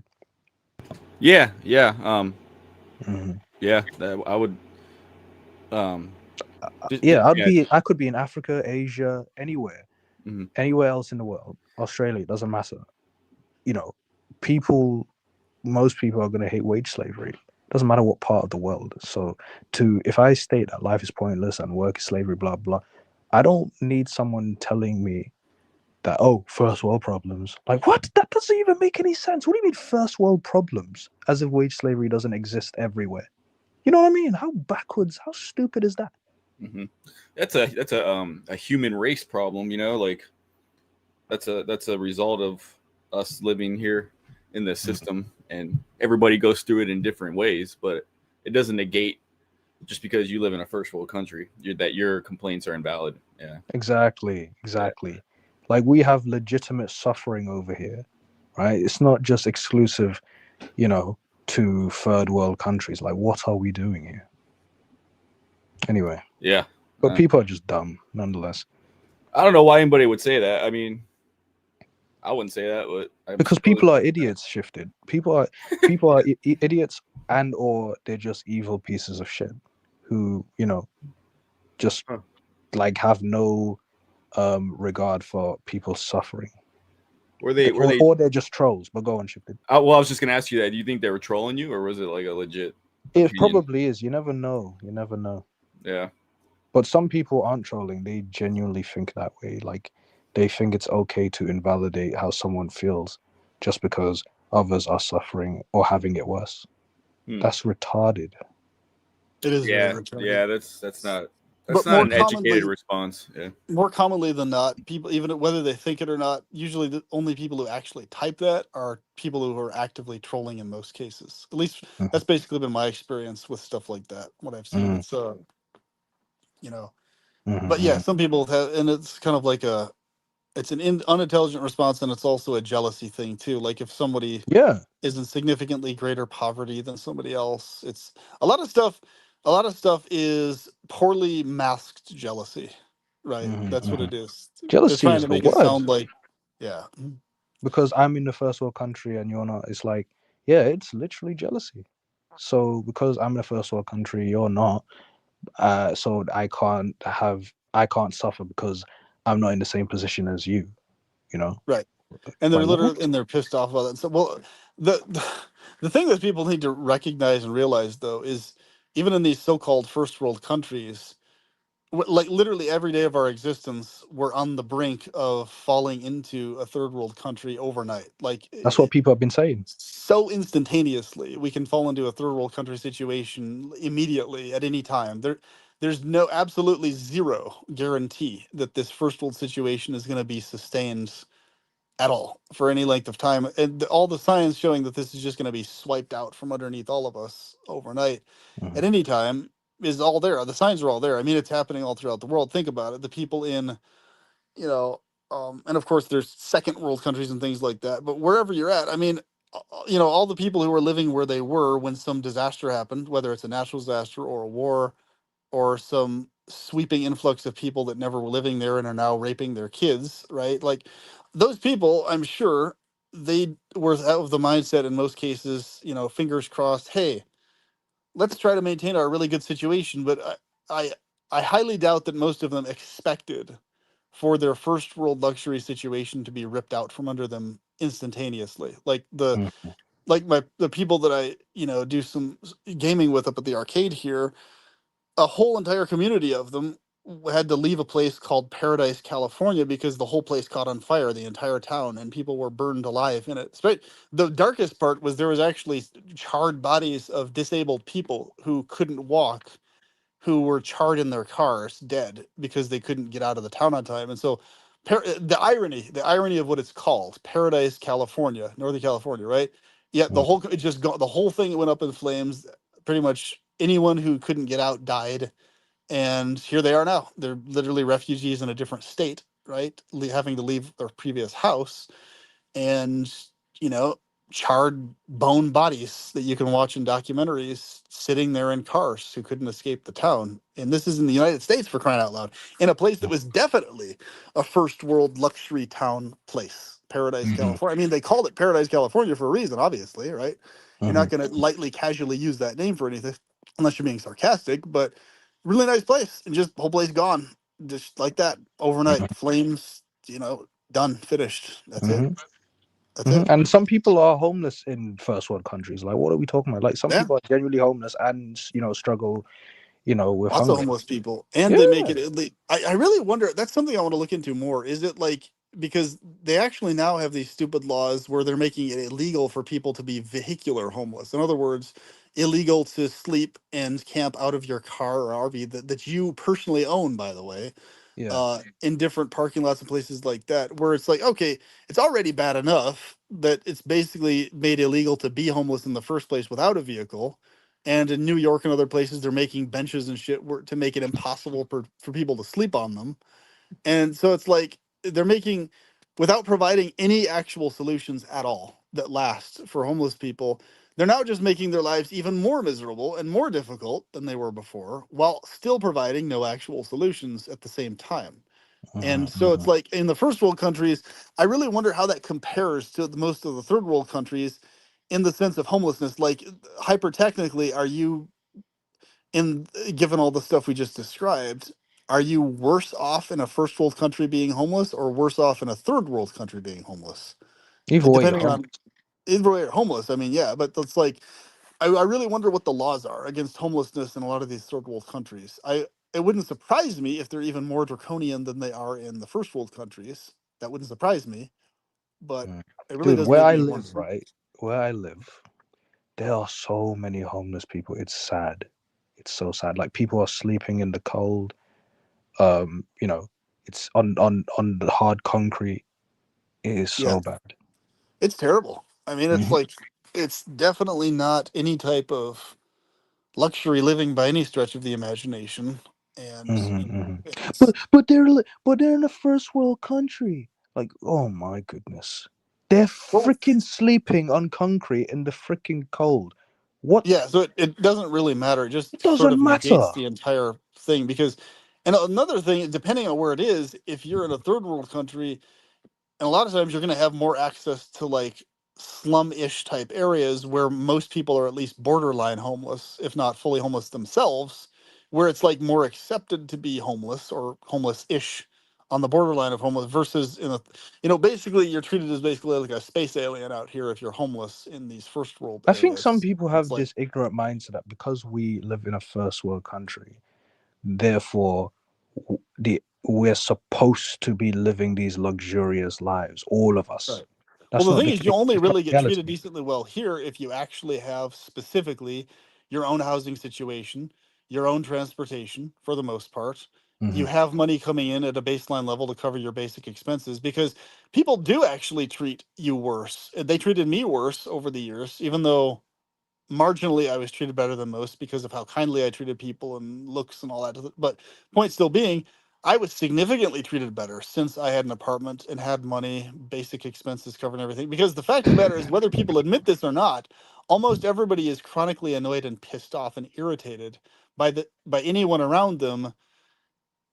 In other words, by them needing to cover expenses for anyone around them, that annoys the majority of most people. In other words, if you have to use some of your expenses to help someone cover their food or transportation or whatever it is, that severely bothers most human beings, right? And Mm. they won't admit that a lot of times, but it is, and it comes out in their behaviors. They'll be more irritated, more stressed, more disturbed, more bothered. And this is precisely why the concept of universal basic income, independent of some sort of draconian government scheme behind it, but in some sort of honest version of basic income for everybody, would be a great situation because at least you're going to eliminate people being treated like that to that degree. In other words, a Mhm. chronic nuisance and annoyance to everybody else in spite of what they do and what they try to do simply because they don't have access to fucking money.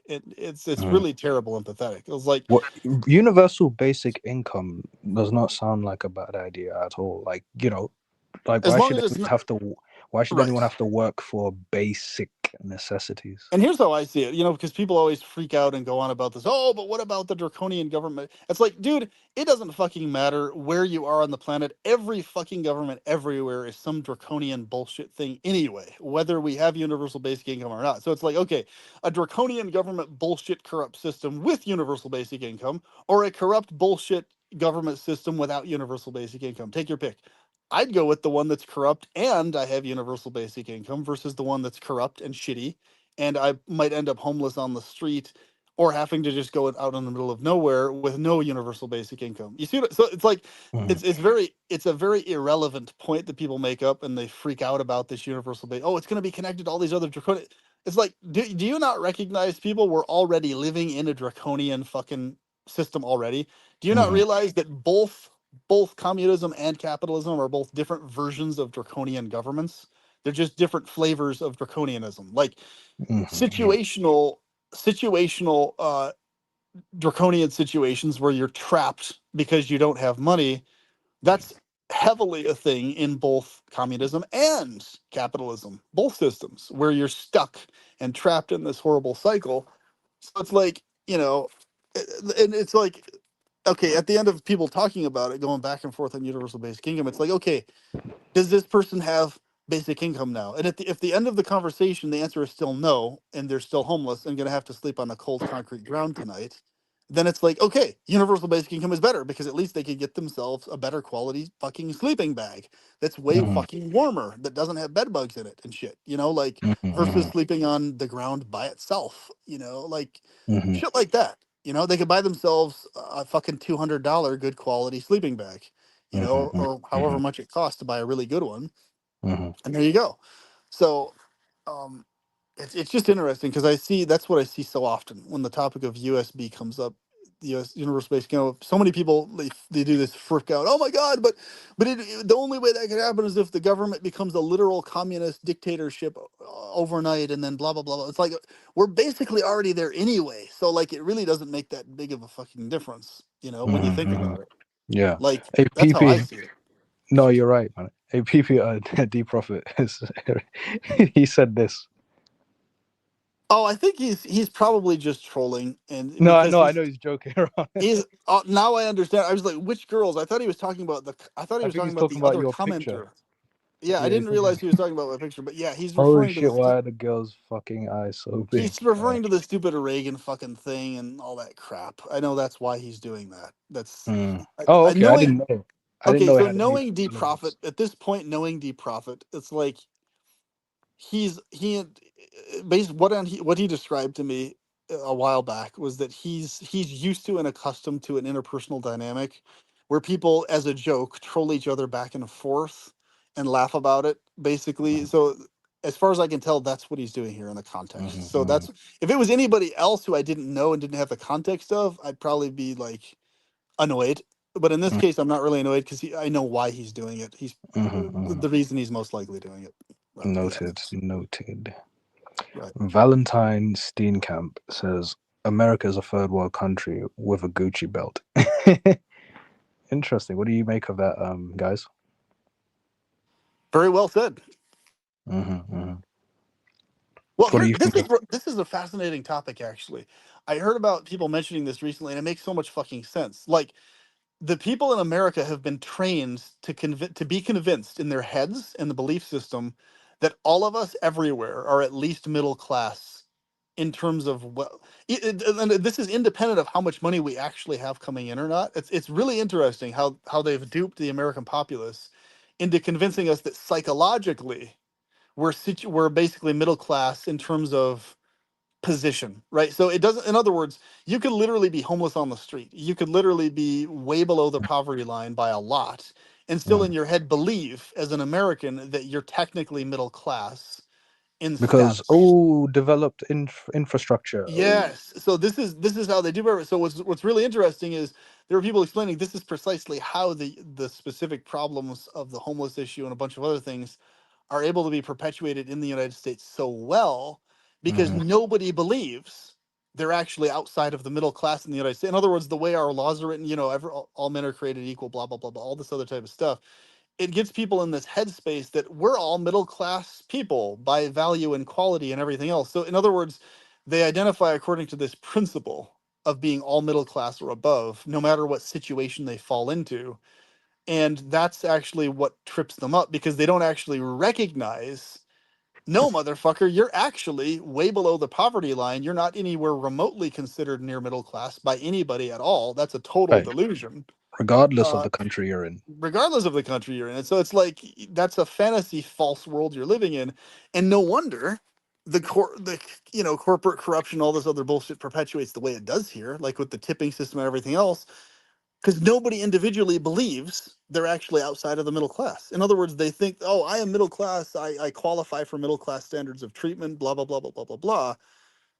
It explains so much to me when I heard this mentioned. There was a specific YouTube video I saw it brought up, and I was like, holy shit, that explains so fucking much.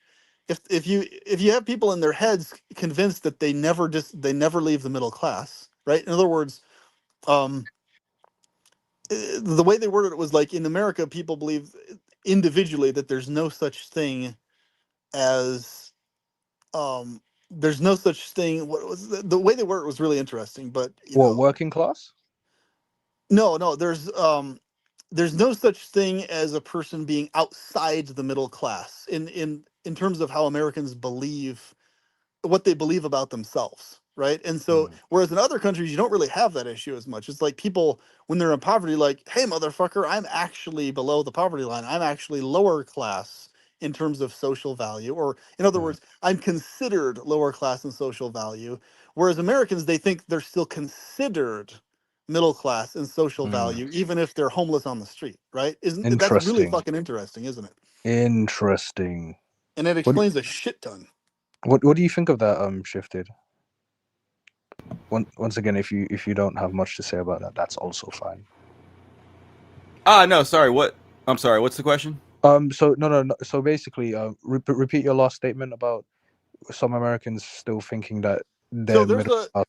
the unique weird problems we have in America with like the unnecessary pointless like discrepancies between like wealth and stuff. A lot of it's explained by the fact that the vast majority of Americans, they never believe that they are individually, in terms of value and quality, outside of the middle class, no matter what their individual situation may be, whether they're literally physically homeless on the street, they'll still identify themselves in terms of social value and all this other type of stuff as a middle class at least person, right? They won't consider themselves a lower class in social value person, even though that's how they're literally being treated in the situation they're in. They'll still believe they're of a higher social class in the minds of others, when even when they're not. And so, because Americans have this unique delusion that's distinct from a lot of other countries, it perpetuates a lot of American unique types of discrepancies that we could so easily get rid of if that delusion was gone, basically. So it's like for example, oh my god, this is just so interesting. Because my whole family, I've seen this delusion in my own freaking family members their whole lives, and it's always pissed me off. Every one of them across the board at different phases, and many of them their whole life have been way below the poverty line their whole fucking life, wage slaves their whole life, but the whole fucking time they had this veneer and demeanor and attitude and talked as if they were middle class socially. They were people who were middle class socially, interpersonally, even though that was never the reality, right? So it's interesting, but they lived 100% in this delusion that they were the whole time. They wholeheartedly believed that their social value in the eyes of others was a middle class social valuing of them when it never was. And so it's interesting how deeply they were ingrained in this delusion, but this explains why it perpetuated the type of poverty they stayed in and couldn't escape it, because they never shook themselves out of, hey, we're actually considered socially lower class people because of this. That's the reality of this. Whether people admit it or not, that's how they think of us, due to this, that, and the other, due to the fact that we just don't have the money, right? And that was the reality. But what's interesting is their friend group also had the same thing going on. Like their friends were in a similar situation, also way below the poverty line, also delusionally thinking that they have a middle class social value to themselves. So it's like, instead of just acknowledging our social value is lower class in the minds of the world around us, it's not. Others around us are not seeing us as middle class in social value right now. Like, but they believed that they were. So basically, that's what we were trying to get at, shifted in So terms of yeah. yeah, so shifted. Have you ever seen anyone in your country with that delusional mindset? Huh? Um, I don't know. I don't know if I don't know And if I this could say is, I have. keep in I mind, mean, this is independent of I'm how a sure. person sees themselves. Like, for example, it's totally fine if someone sees themselves in value, like social value, as a really high tier valued person to be valued, right? But we're talking about the delusion where a person wrongly assumes that others in their life see them as a middle class wealth tier person in social value, in terms of like in that sense, right? They have a Mhm. delusion of how others see them when that's not how others see them. That's Or extremely delusional. Go on. Hmm. it is, or you have a community of people who mutually together sees themselves as all middle class wealth tier and value socially. So they're in this mutual delusion bubble, even though all of them are way below the poverty line, right? So in other words, they basically have the psychology that contributes to them not being able to escape poverty, because what do they think? Well, they're thinking that, we're all factually middle class in wealth tier and in terms of specifically social value, so that's how we should be getting treated. So it always remains a should be, should be, should be, should be, and it never turns into, hey, the only way to actually ensure that ever and to guarantee that is by having more money itself. Period. It's not. Mhm. You're never going to get treated according to that social value unless the money actually is there. So they remain in this should be world of, it should be this way. Others should treat us like the middle class standard people we are. Why aren't they? So it's always this, we are the standard of people in terms of wealth and quality and value. So why aren't we being treated that way, damn it? Versus, hey, the reason you're not being treated that way is because you're actually not middle wealth tier in standard or value socially in the eyes of others. That's the reason. But they never recognize that's the reason. They think we should be because we actually are, even though no, you're actually not. And so I wonder how much, because it seems like that's an especially unique American and maybe Australian, New Zealand, and like an Anglo world problem. Whereas I would So suspect in Anglosphere. other, yeah, Anglosphere. I would suspect in other places that are not Anglosphere spots that specific delusion doesn't exist as much. Like if you're in India and you're in poverty, like everybody there is just blunt and honest. Hey, yeah, this guy's poor as fuck. He makes no money. He's low class tier socially, right? Mm. Like it's just everybody recognizes that as low class tier socially. So it actually, in a weird, interesting way, it spurs that person to like, hey, I literally have to make more fucking money in order to be seen as higher tier. There's no other way in those countries to be seen as higher tier socially unless you actually make more motherfucking money. Like you don't, you can't. Whereas in America, it's like we should be, damn it, should be, higher Mm. standards of treatment. Whereas like Japan, India, all these other places, yeah, people get mistreated, but they don't have the delusion that they're middle class when they're not socially, right? Wow, So PP, I've personally never ever met someone with this specific type of delusion. Ever. Have you shifted reality? So maybe it's not that way in UK, but I've noticed it a lot in American culture, a lot around me in my life. Have you noticed that shifted reality? Like, have you ever come across, any Americans with this kind of delusional mindset that, despite being, for example, below the poverty line, they still think they're middle class? Huh. I don't know, man. I really can't say either way. Like, I'd have Yeah, to like you haven't really noticed or observed that. maybe I haven't paid attention to it enough That's to okay. notice That's it. okay. Yeah. That's okay.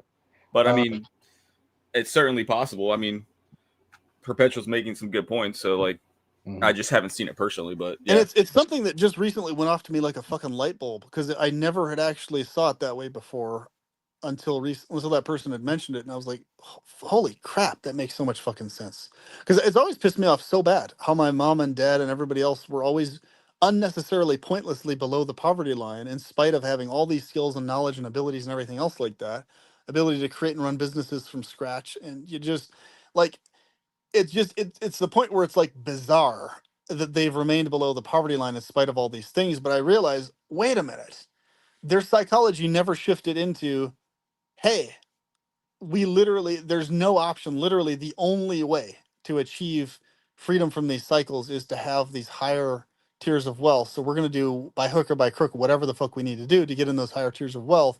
It was always the psychology of should be, should be, should be. Wouldn't it be nice if we got treated better according to this middle class standard we should be getting treated by, but we never are. We're still below the poverty line. But should happen this way, but it isn't. And it's like, well, that's why nothing's changing because you're not hell bent. They never became hell bent on making large amounts of passive income, right? Whereas my psychology my whole life was where like I'm going to make some sort of passive income, some way, shape, or form where I don't have to fucking work, whether that's disability or whatever the fuck else, because I'm not meant to be a person who has to work to make money. It's always been ingrained in me that psychology, and I've never been a lazy person. I mean, yeah, I have a lot of exhaustion and physiological issues that make me need to sleep a lot more often. But when I am awake and have energy, I'm an extremely vital person, as in like what Deep Prov was saying, a vitalist in the sense of I do all sorts of shit, like tons of skills, tons of interests, tons of passions.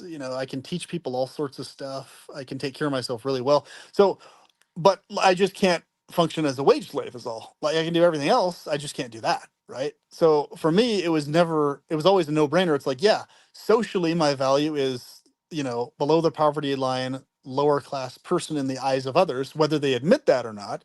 And I'm that situationally in their treatment of me because the money's not there. And that's why they'll never say that. They'll just be like, oh, blah, blah, blah. I have this other thing going on in my life. That's why I can't help you more. Blah, blah.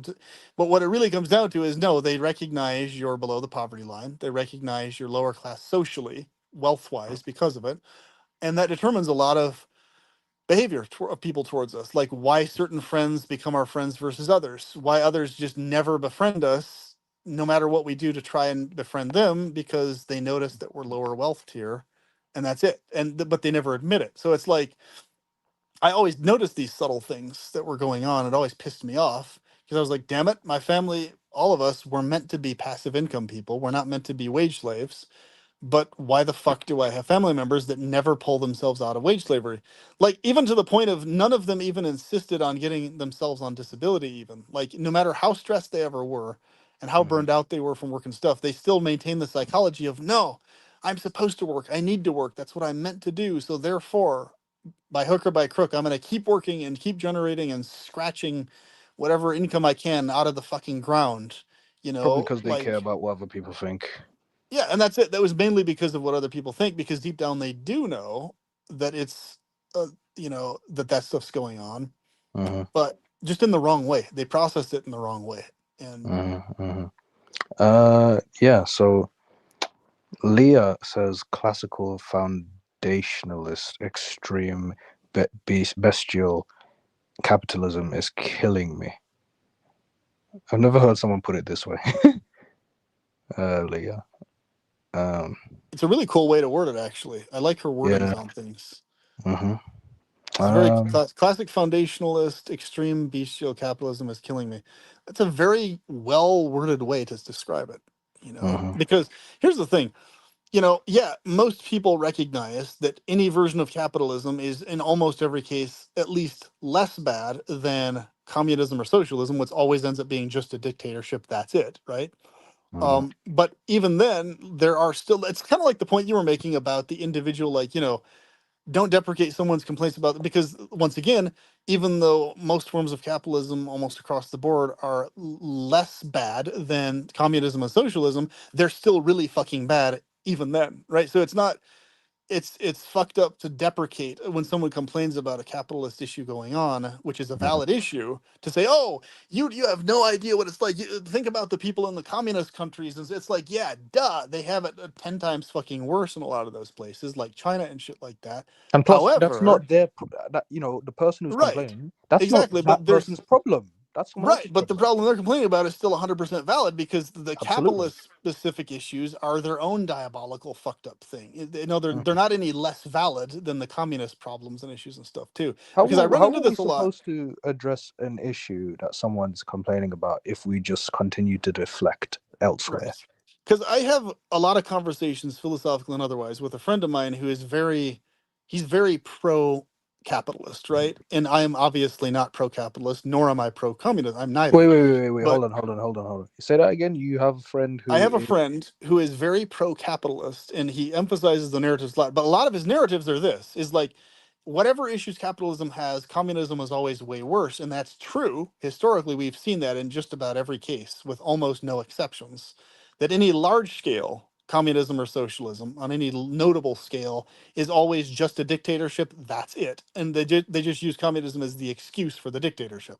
Whereas in capitalism, you have multiple little sort of mini dictators in the forms of corporate leaders and government officials and everything, but instead of having one overarching central dictatorship, you have many small dictatorships competing with each other in the form of profits, consumerism, and all this other type of stuff. But so that's the only element of capitalism that makes it quote unquote slightly less extreme than communism, because you have dictators fighting each other and wanting the support of all of us, versus just one dictator that says this is what's going to happen or else. You have multiple dictators wanting to some degree of your support. In other words, they want you to buy their products. They want you to like something about what they're doing so that they can maintain their profits, right? Whereas in a communist system, it's just like, okay, these are the prices, this is what's going to happen, that's it, period. Take it or leave it, right? And Mhm. but the point when he makes that up is like, yeah, okay, duh, of course communism systems are worse, but the issues within capitalism are really fucking diabolical in and of themselves. So I always emphasize to him, it's like, yeah, I'm fine with capitalism itself if it's ethical driven. If it's like, if that's the built-in value and that's how the legal system is built. Hey, if we had laws that were like, okay, capitalism has to be engaged in ethical ways, and here's the specific list, non-arbitrary list of here's what defines ethical capitalism, right? If we had that, And capitalist corporations and stuff weren't able to operate outside of those ethical laws of, hey, you can't go past this threshold, or you can't do this to this degree or to this extent. You have to cap it off here or whatever, right? With your, profits, or with your degree of monopoly, or whatever the fuck it is. Then in that particular case, it'd be significantly less horrible of a system. But obviously, in this case, like what she's talking about, foundational capitalism is what I call gung ho capitalism, which is basically Gangs of New York type capitalism, where it's like, it's very bestial. It's like, it's very cutthroat. It's very, if you're not basically literally a psychopath or a sociopath or borderline that, an extreme fucking narcissist type person who's willing to stomp on others' toes, who's willing to basically crush others to get what you want, either directly or via schemes, then you're not going to make it in a capitalist system very well. You're going to be always below the poverty line if you're a kind-hearted, caring person who wants to give to others, because you're never going to be able to make significant profits. The only way you can make significant profits is if you screw somebody over to some notable degree. That's where the Mhm. profits come from. Like whether it's charging people exorbitant, insane, over the top amounts of rent, charging rent in the first place. Actually, this Mhm. is another Mhm. thing. If you're the one charging others rent, no matter what your justification or so-called ethics are behind it, you're doing an act that is a type of parasitic act. You're stomping on the toes of the person having to pay your rent, because you're Mhm. claiming a spot as yours, right? And Mhm. demanding that their money gets funneled into your hand, instead of them just being able to take care of the house directly and have it called theirs. You have on paper this claim that it's yours, right? Even though they might be the one taking care of it 10 times better than you ever did, right? Mhm. But it's yours on paper because you got to it first. And that's the cutthroat aspect of Mhm. it all, because now you can just spike up or gouge the prices up however you want, really, and just say, oh, well, that's what you pay or else you're gone. And Mhm. Mhm. they don't have any choice in the matter, It's because really worse when parents are charging their children rent.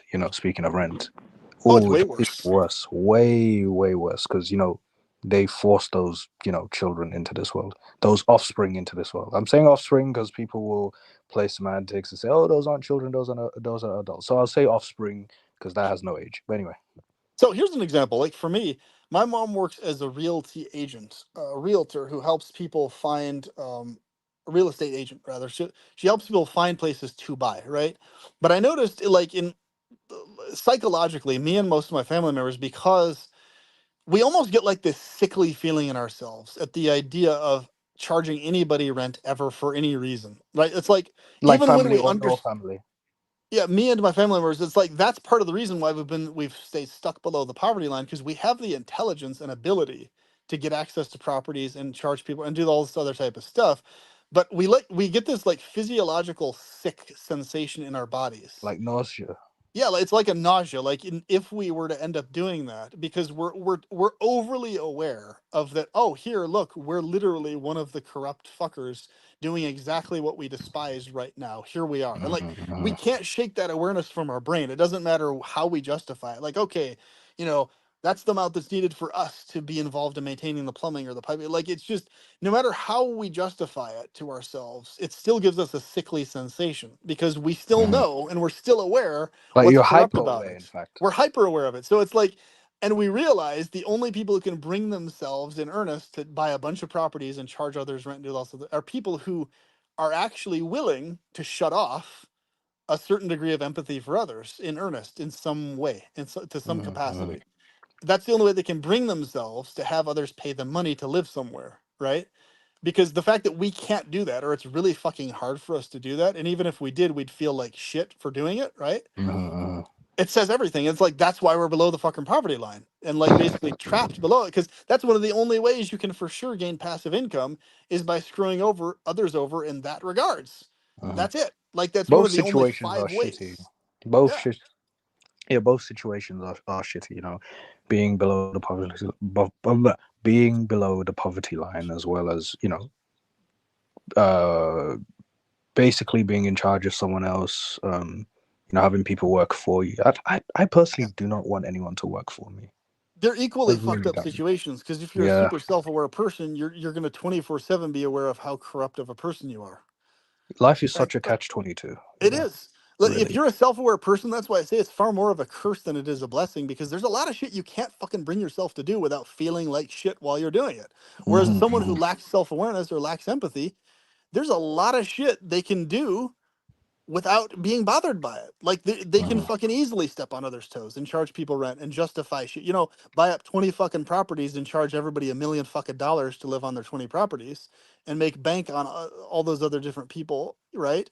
While meanwhile, all the people who don't have anywhere near $1 million have nowhere to live at all, and they're on the streets, you know, fucking freezing to death.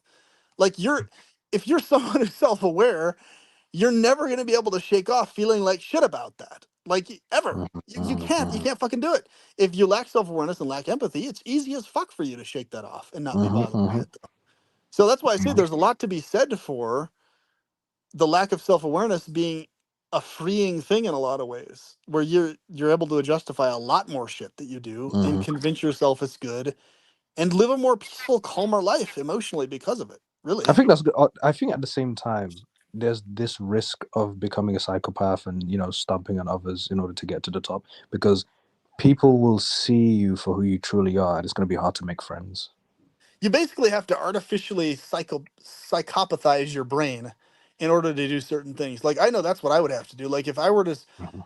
I can mind fuck myself to do a lot of different types of stuff, but I have to mind fuck myself to do it. Like yeah, I could mind fuck myself to become this corrupt overlord, owning a shit ton of fucking properties and charging people up the fucking ass to live there.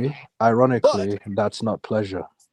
no, exactly. That's what I'm saying. But like for me, I'd have to mindfuck myself to basically think about life in the way that psychopaths do. Like Hmm. Hmm. so I could pull it off, but deep down in the back, it'd always be this nagging disturbance. It's like, but you're not actually really a psychopath, dude. You actually do feel care for these people. I'm Like you like, yeah, I can't, actually you do. just your brain is too, for lack of a better term, stubborn to delude yourself Yeah, into it's thinking too any of that. stubborn. Basically, I Yeah. can't delude myself in anything that's diabolical in that way. Hmm. Hmm. Um, it's impossible. There's too much self awareness and there's too Also, much empathy. you'll feel stupid as well. And I also feel stupid, yeah, because it's like the empathy is always there. It's a real feeling. It's a sensation. It's like, damn, I would be pissed off as fuck if I was the one having to pay rent to this other person. So why the Hmm. fuck am I allowing myself to be in a position doing the very thing that pisses me the fuck off myself? Like Right, right. that's how the empathy works. It's like I don't want to impose on somebody the thing that they're doing to me that pisses me off. Like why would I do that? Hmm. Like Hmm. Yeah, no, of course. What do you think of Deep Prophet's comment? The veneer of civilization is thin. oh, it's extremely fucking thin. That's why, learning all the rural skills, how to tend to livestock, how to live in the forest, how to coppice wood, how to do all the historical stuff and get really good at it is such an important thing. And that's something I appreciate the Deep Prophet actively does. He does a good amount of that stuff in his own life because it's one of the best preps against the collapse of what we call civilization, which isn't really civilized. We just call it that. Hmm. Before everything falls to pieces, you look at history, ancient Rome, and everything else, we can learn a lot about what happened to ancient Rome. America, United States, is extremely fucking similar to ancient Rome in terms of our psychology, especially American exceptionalism in the psychology.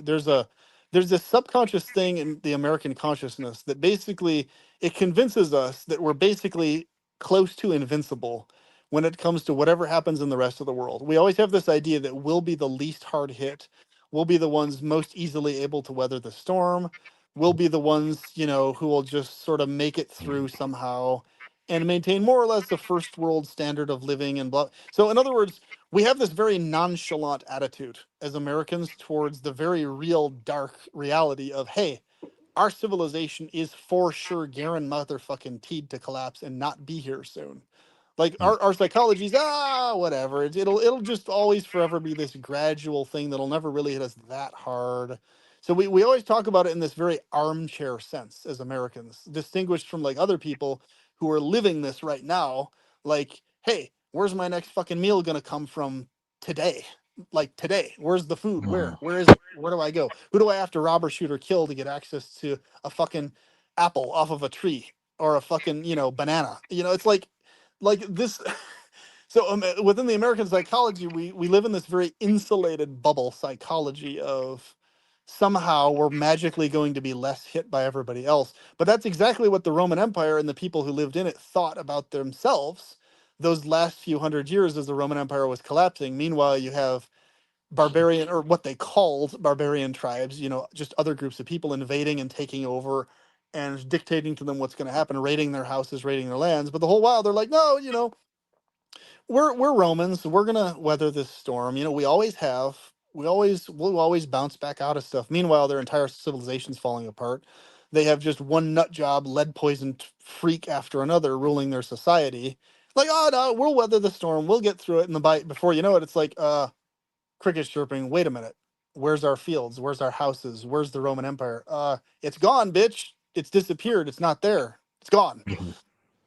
Really? It's gone? And then you have the situation where certain people who lived in villas, they continued on for like, a few decades after the collapse of the Roman Empire, thinking that things were more or less hunky dory. And then guess what? A barbarian group or tribe knocks your house in, rapes your wife, and then, kills all your servants and stuff. And you're standing there getting your head chopped off. And you're like, oh, fuck, where did this come from? Well, it's the Roman Empire disappeared while you're living on luxury thinking you were insulated from it, like, Mhm. so Mhm. it's Mhm. the same thing happening in America nowadays. It's like whether we admit it or not to ourselves, I can even say this for myself. There's always in my subconscious in the back this sense of, oh, it's probably not as bad as I think it's going to be. I'm probably exaggerating myself, you know. Even without all my outdoor stuff, I'll probably have time to plan out what I want to do with all the wilderness stuff, and I'll probably have time to do it slow and at an easy pace. It's bad. It's a really fucking bad thing that's in our psychology here in the US that needs to be shaken off quick, because it's going to be our biggest thorn in our side. The biggest thing that's going to fuck us over is this delusion that we can handle it or that we can weather it because we're America. Like it's a really bad delusion that needs to go away. Mhm. Mhm. Very well said, man. What do you think of this comment? Let me see. Valentine Steenkamp says they call it the American dream because you have to be asleep to believe it. George Carlin. I remember this comment from George Carlin. Yeah, it's a very good comment right there. American dream because you have to be asleep to believe it. That's Yeah. a hilarious comment. The way he says it Mhm. too is his raspy voice. Mhm. Have to Mhm. be Mhm. asleep to believe, like his smoke Yeah. raspy voice. Oh, The way he says it is do so you remember his stand up about, the invisible man? yeah, the Remember that invisible one? man. His voice, the way his raspy voice makes it so much funnier. Like when It he says does. it, It does. it sounds like such a worn down, exhausted with life voice, which it really Hmm. is. And I think that's what adds to the comedy effect Was so he a much. boomer? It's just what's that? Was he a boomer? I'm pretty sure he was. I'm pretty He, sure he was a boomer actually. he's So the he was one boomer of I he's the boomer I yes. like. He was one of the very rare self-aware boomers who'd recognized all the bullshit, top to bottom, inside and out, and it was Instead great. of gaslighting the younger generation, just calling us lazy and whatnot. Exactly. Yeah, he's one of Hmm. the funniest comedians of all time, in my opinion, for that Hmm. reason. Oh, he made me laugh. It was hilarious. The part that made me laugh was he said all the things about, oh, there's an invisible man, blah blah. He will burn you, this and that. But he loves you. That one killed Right. me. Oh, The way he said it, especially, it was it was that the, time. the the timing, the delivery. But the thing, Oh, I what's had to so keep interesting, rewinding it. what's so interesting to me about that is, what was it? Yeah, I mean, his demeanor was fucking hilarious and really dark, but the multi the multi-layeredness of the stuff he went over was just freaking superb. Was beautiful because in other words, he basically just exposed to the forefront what really is actually basic sense to most people. They just don't want to admit it to themselves, right? They want to pretend like something else is going on or whatever the case is. But it's like when it's brought to the forefront. That's what I was going to say. The this was I fucking love this about that book, the Man-Made God book that I read, because I did not know this before I had read this book. The entire concept of the invisible God idea that permeates everywhere. The entire concept of that has a very specific, um, mundane secular origin to it. Like it's very interesting. There's a very specific reason why people before that idea did not have that idea about the gods they worshipped in Europe, like in Greece and stuff like that. Think about it. The Greeks were extremely intelligent for their time, right? In so many different ways and areas. There's a very particular reason why the Greeks did not have in their initial culture before like Christianity and the other stuff came in, that they had a polytheistic view and not a monotheistic view of an invisible God that's literally everywhere idea. And the reason was they understood what type of a man-made idea that was and how that was a man-made idea. It's a really fascinating topic to go into. I'm going to actually do whole videos on this coming up soon. But Oh, you've got a which, lot of ideas for videos to come up. Yeah. yeah, but like in the modern world, it's fascinating because the modern world is permeated with like it's almost like this. Think about this.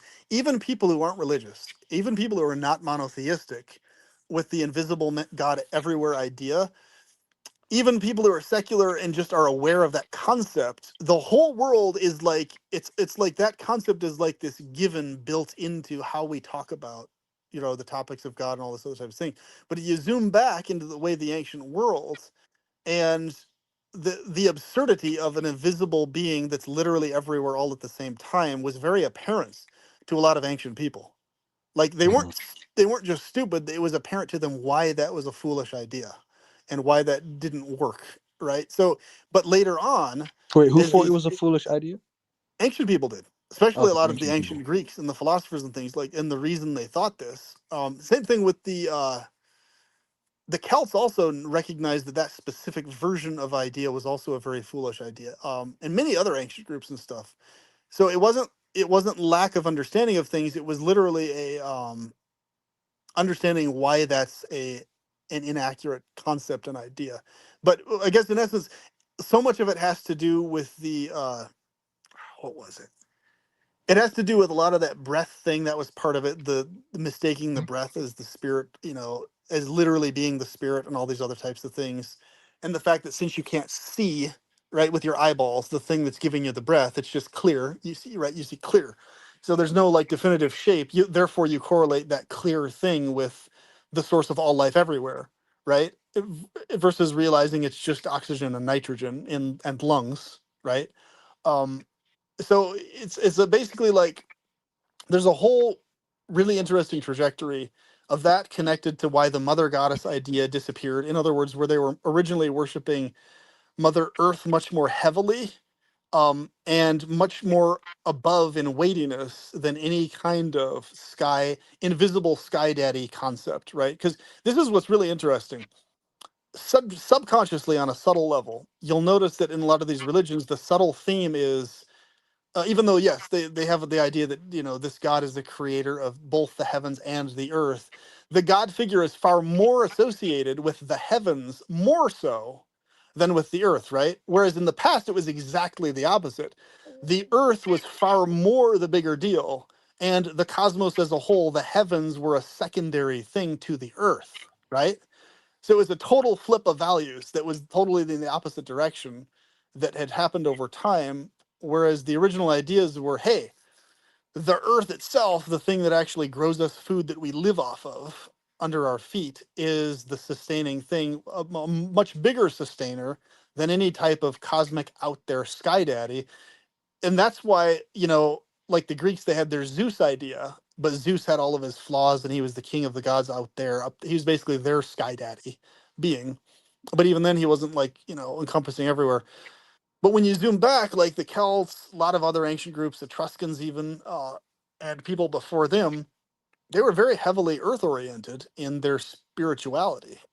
But it was a practical earth orientation of spirituality. It wasn't just some, you know, hypothetical willy-nilly like the earth is a vague idea. It's like literally they were living in it. Like if you didn't have crops grow that year, you die.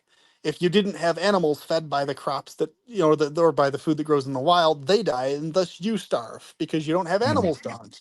Like, you know what I Okay, mean? noted. Yeah, no, of course, of course. So we live in a Um, world where basically cosmic sky daddy dominates a lot of the subconscious of people, and they don't even realize that that dominates their subconscious. mhm. Or some just, they do realize, but just in denial, but nonetheless. D Prophet says, as much as my ultra vitalist beliefs tend toward humans conquering the stars, it may just be best for us to return to the land. Thoughts? Yeah, definitely. With basically the vitalist thing, I agree 100%. Really, I mean, because if we can make it towards the stars, if we don't actually solve the root issues that humans have, right? If we're talking about like some sort of Warhammer 40,000-esque type situation or whatever, then basically we're still going to just be on the cosmic level, cosmic pricks and assholes making the same stupid mistakes that we are now. And aside from it just harming us, it's now going to be harming other races we might encounter throughout the galaxy or throughout space, right? So it's like, and that's why I encourage, if anybody's not familiar, just for the heck of it, for the entertainment value, the Warhammer 40,000 lore and universe is really fascinating to read, The what? look Sorry? into. So there's a game, a tabletop game called Warhammer 40,000, right? Hold on, let me look this up. Hang on. Okay. So what's really Holy crap. fascinating, The what? it's called Warhammer 40K or 40,000. Warhammer Yes. 40K. Yes. It's a whether you play the game or not, or whether you have anything to do with the tabletop game or not, is kind of a side point.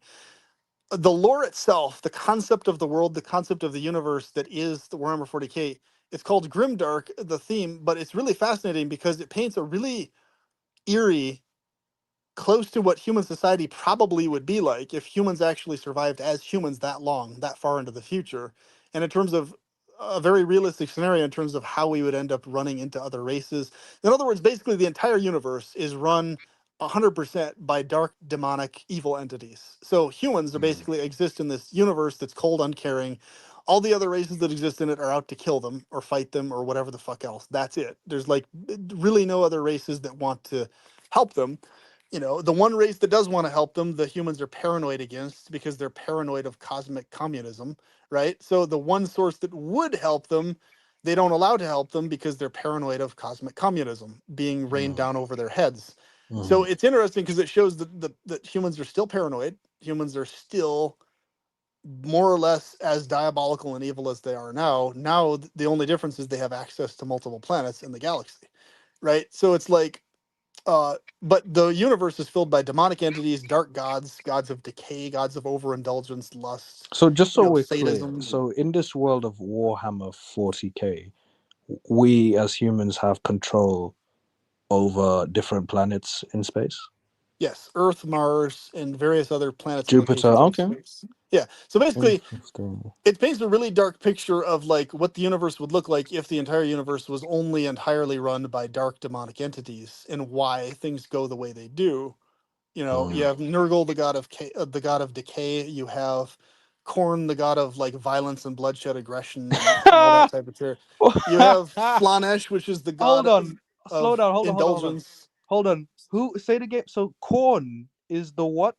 The evil what? Khorne. Korn is the god of bloodshed and violence, Hold on. aggression and violence. Wait. Okay. So Korn. Khor. Orne. Yes. So Korn is this evil. What was he? He's the chaos god of violence, aggression, and bloodshed. So Oh. Oh. What a yeah. very scary name. Yeah, and then Nurgle, Korn. he's the god of decay, grandfather Nurgle. He's like this nasty, decayed thing that loves and relishes decay and rot in all of its forms, right? So Okay. he spreads rot, disease, and decay everywhere throughout the universe. And the ones who end up following him and worshiping him get empowered in being these beings that are really hard to kill, who are given these like rotting, decaying, nasty, horrible bodies, but they're really hard to kill. Like they're granted like this unnatural, fucked up, diseased life that's hard to die, like because they're worshiping the chaos god of disease, right? And so and then they have Slanesh, which is the god slash goddess of indulgence and all these other types of Can things. I interject and make a comment? Perpetual pleasures. I don't Yeah, mean this in a negative way, in the slightest. In if anything, the opposite, right? Because obviously, people. It's all about context. I mean this in the best way possible, but in terms of observation, you are a super nerd. I very Holy much so crap! am. Absolutely. And thanks for not taking offense, because there are two types of people: those who mean it in an offensive way. Me, I don't mean it in an offensive way. I take It's it as just a an compliment, observation. actually, because nerdy is the Fantastic, new sexy. That's fantastic. what I Listen, I'm a always nerd say. myself, but good lord, you take it to new heights. Well, what I'm saying is, it's like that's why I like the Warhammer 40,000 stuff. Is it's so Gnostic in nature. Like it's very much so describes a Gnostic universe, and it describes a humanity that's like a very realistic version of future humanity. Like it's like, hey, humans probably would be like that. They probably would be these tyrannical piece of shit cosmic assholes, believing they're the good guys, but just literally being one among many races who also believe they're the protagonist, but they're all fucking evil as shit, right? All of them. Like Mhm, every fucking race in the entire goddamn 40,000 universe is evil. All of them are. So humans are evil, mhm. you know, orcs are evil, every one of them's fucking evil in some way, shape, or form. And the weird twisted irony is like the least evil one of all are basically space insects that don't have any morals or ethics whatsoever. The They're, I least mean, they're just evil. Wait, hold on. So the least evil are the space insects Yeah, in this basically the world. least evil of all the fucking races in Warhammer 40,000 are called the Tyranids. They're basically, the predator aliens from those, or I mean the alien creatures from the movie Alien, that series. They're No, I basically haven't seen that. it. Sorry. Okay, they're basically that horror race of like of space mutant fucking acid spitting things like space bugs, basically, like Mm, space parasites, and they're literally the least gross. fucking evil group of all, even though they're one of the most violent because they do it out of instinct as basically space bugs without having morals, or I should say immorals, attached to it. Whereas like humans and orcs and all these other things, they have diabolical reasons why they do what they do, why they're They violent. have Whereas literally they're just space bugs. diabolical what? Sorry, you got cut out. You got. Oh, I said diabolical reasons, right? Humans have a reason why they do what they do, right? Mhm. Uh, Orcs have a reason why they do what they do. You know, Orcs, you say? Orcs, yeah. So space orcs in that scenario, they're basically in their heaven because their entire morality and ethics is centered around eternal, forever violence and warfare. They have a adrenaline based metabolism. So the more they fight, the more they kill, the bigger they get, the stronger they get. So they literally So just they're fight kind of and like the kill Incredible Hulk in a way.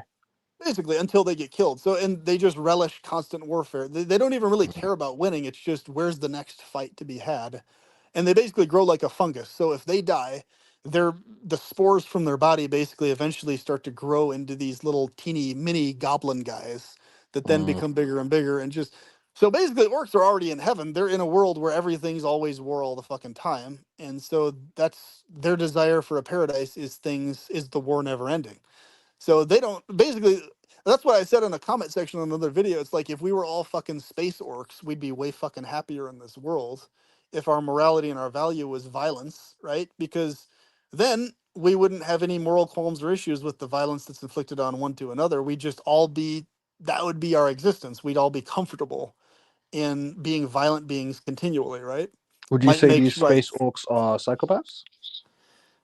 Yeah, I guess you could say psychopaths, but the thing is, it's like, yeah, basically, their brain, because they were made as a in the lore, they were made as a warfare race, right? Their where their sole function was for warfare. So basically, their psychology is 100% might makes right. If basically you're the biggest, strongest, most aggressive person or orc within your group, then you're the leader automatically. And until Okay. someone kills you or displaces you, then they're underneath you basically. So Okay. So how many races are in this Warhammer 40K? there's quite a lot. There's at least like I think God, like 15 main ones, at least that. Uh 15. like main ones, just the main ones, and then there's many more branch off subgroups aside from God that too. damn. But it's a great fun tabletop game and everything else, but a lot of people just read the books because they love the lore so much and don't even play the tabletop game. It's just Noted. Okay. so All right. yeah, Interesting, I PP. All encourage right. everyone to look into that. It's a really fun read, a really Warhammer interesting 40K. scenario. All right. Cool. Yeah. Thank you for that, man. Leah says exactly the courts are kangaroo courts. What's she referring to? Yeah, the courts are she's referring to the kangaroo courts basically being just a big facade. But the court systems is it's a big joke, kind of like the guy who recently stabbed Ariana Zalkutska in the Oh, neck. the I think her name was. Ukrainian woman on the subway. Yeah, the guy, he literally had 14 counts of different crimes he'd already committed, and he'd been released for all these different crimes. So he was out and about. He could have been still in prison instead of being released. But okay, here's this violent criminal who's out and about released dangerously upon the population. So there's every possibility you can feel. And it's so the reason he was released out is because the court system is designed this way. They know that the ones who have the violent tendencies are going to be repeat offenders. And it makes more money for the criminal justice system to have repeat offenders keep coming in as a reliable source of, And you oh, use that here's term the loosely, criminal justice right, loosely, eh? exactly. The criminal quote unquote justice system, Mm-hmm. supposedly fake, the fake justice system. But that's how it's run. So obviously the reason he got released is because that makes the system more money because they know he's going to eventually commit another crime and come back into the fucking system. But here's the diabolical part of it. They can basically have their hands off, and this shows that a lot of them are psychopathic or just sociopathic and lacking empathy because right, think about it. They're not the one committing the crime or telling him that he should stab people. He's the one stabbing them, right? So their hands are off because they're not the one who's the criminal. So if they release him, oh, yeah, it's on him if he kills people, right? Is Even he? though he Is, has a wait, high but hold on, likelihood but to do hold it. on. Is he? Is this man who stabbed that Ukrainian woman on the subway? Is he in jail for life now? I don't know. I'll have to look into the specifics. But the point I'm making is he was released before being able to do that Yeah, from 14 multiple other times. criminal counts, Yeah, 14 yeah, yeah. other things that he did. And it's Crazy. like, holy shit. Like, what the fuck? But the reason he was even put in that position to be able to kill her in the first place was because of the Kangaroo Court, which is designed to keep cycling through the career criminals, but it's designed to keep trapped inside of it the people who make the mistake, the one-off. Like for example, the Wait, person sorry, who but why is it called a kangaroo court? Is it because like what is it? What does it mean, kangaroo court? Kangaroo, that means I think there's a historical etymology behind it that's more specific, but it basically has to do with they're bouncing around, they're jumping around. It's a fake facade. In other words, like a bunch of kangaroos who are not humans pretending like they're having a court, but it's not actually a court. Mm. There's an etymology behind the kangaroo term. I don't recall I'll look exactly what into it it. is I'll though. look into Yeah. it. Nonetheless, Patsy Cline says at PP. Oy, okay, cool. Patsy Cline says at shifted. All right. Where's mine? I'm joking, Patsy. I'm joking. I'm kidding. Uh, I'm kidding. Shifted reality says at Patsy Cline hater. Perpetual pleasurist says hello, Patsy. Oh no, let me read that again. Hello. No, I'm kidding. Anyway, hello, Patsy. I love, yeah, I love how you do Sorry, it's just PP. It's in my head. Hello. that. Hello. Uh, When I did the hello, you rot sack pieces in that one video. and the thing He's is, in that original video, you did it in your regular voice. You were like yeah. you didn't go over the top. You're just like, you rock sack piece of shit. Yeah, it's literally like So yes, in this case, Patsy, to clarify, the hello is genuine towards you in this case, and in every yeah, case you say hello because yeah. you're Of course. genuinely someone I love and care about. But like what he's referring to, there was a video response I did to a total asshole, which D Profit knows about, named Reagan, who has another YouTube channel. He did this really weird behavior thing where he totally did a flip turn on me like out of nowhere for no reason and just started being an asshole for no reason at all, even though I'd been nothing but totally kind to him. That's it, and been one of the main supporters of his channel, in fact. But basically, I did a video, and in that video, I said hello to him. I was like, "Hello, Reagan, you rot sack pieces," And then basically, I called him a rot sack piece of shit in a really dark voice. But TB Mhm. found that extremely hilarious. That's why he brings that up, basically. Yeah. And The so, intro is so funny. yeah, But exactly. nonetheless, Low Ho says, just on a little side note, and maybe a bit too thought provoking, but thought provoker when you speak in a slow manner with your inner deepest voice, you really would be a great Hannibal Lecter. I mean, I don't know who Hannibal Lecter is, but He's I referring. Oh, he's referring to the cannibal guy who basically he's a really hyper intellectual philosophical guy that talks in really like measured tones and stuff like that, right? But he performs really diabolical acts of like eating people's faces off and shit like that. Wait. okay. But the TP. Sorry, I didn't mean to cut you off, PP. TP, PP. yeah. TP and PP. Would you care for some TP for your PP? Nah. No, but go on, shifted. I just cracked myself up. Take your time. No, you're good. You've never seen Silence of the Lambs, dude? Science of the Lambs. No, Silence of the Lambs. Silence The of movie. the Lambs. No. That's where that reference to Hannibal Lecter comes from. He was, as Perpetual was saying, he's a Let psycho me look cannibal. up Hannibal Lecter. Hannibal Yeah. Lecter. It's a good He's movie. actually- If you like scary movies or horror movies, check it out. Oh, I He's love one of horror my- movies. He's one of like my villain characters that I actually kind of like to some degree. Obviously, I don't like the things he does to people, the cannibal part, but like he's a lot more of an interesting, much cooler like bad guy than a lot of other horror villains are. Because Oh, is that why he especially- has the mask? Because I'm looking him up right now. So this is the guy with the Yeah. mask. Is that why he has the mask? Because he's a Well, they cannibal? put the mask on him when they transport him because he's Yeah. that vicious that he'll just bite your face off. You know, like Well, what's cool Jesus. about the mask thing, though, like the backstory of Hannibal is my favorite one of all.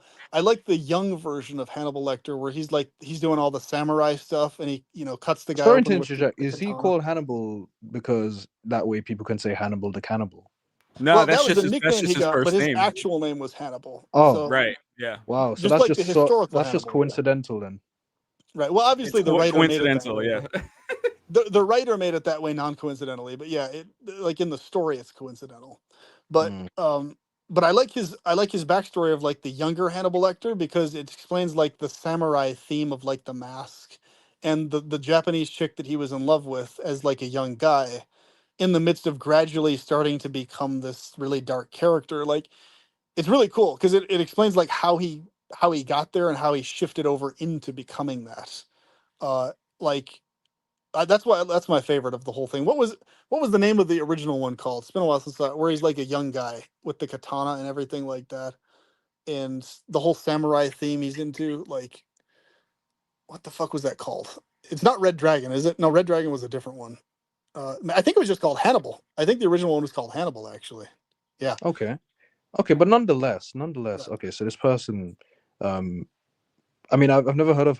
I mean, okay, so I just looked him up. So apparently he has this inner deep voice, in a slow manner. When he said that, I laughed because I actually I understand what he's talking about. You actually would make a great actor for Hannibal Lecter. Like you would. Okay. It'd be a great one. Your voice. Okay. Thank you in a complimentary and twisted way. Yes, exactly. You definitely You have also a have good, a Morgan Freeman vibe too. Oh, like a British Morgan Freeman. Like exactly. Yeah. There you Alright. go. Yeah. Thank you. I appreciate that. I Hey, really do. Patsy Cline. Patsy, she's here. am I echoing or am I okay? I hear you just You're fine. not echoing. No. You're not echoing. You're good.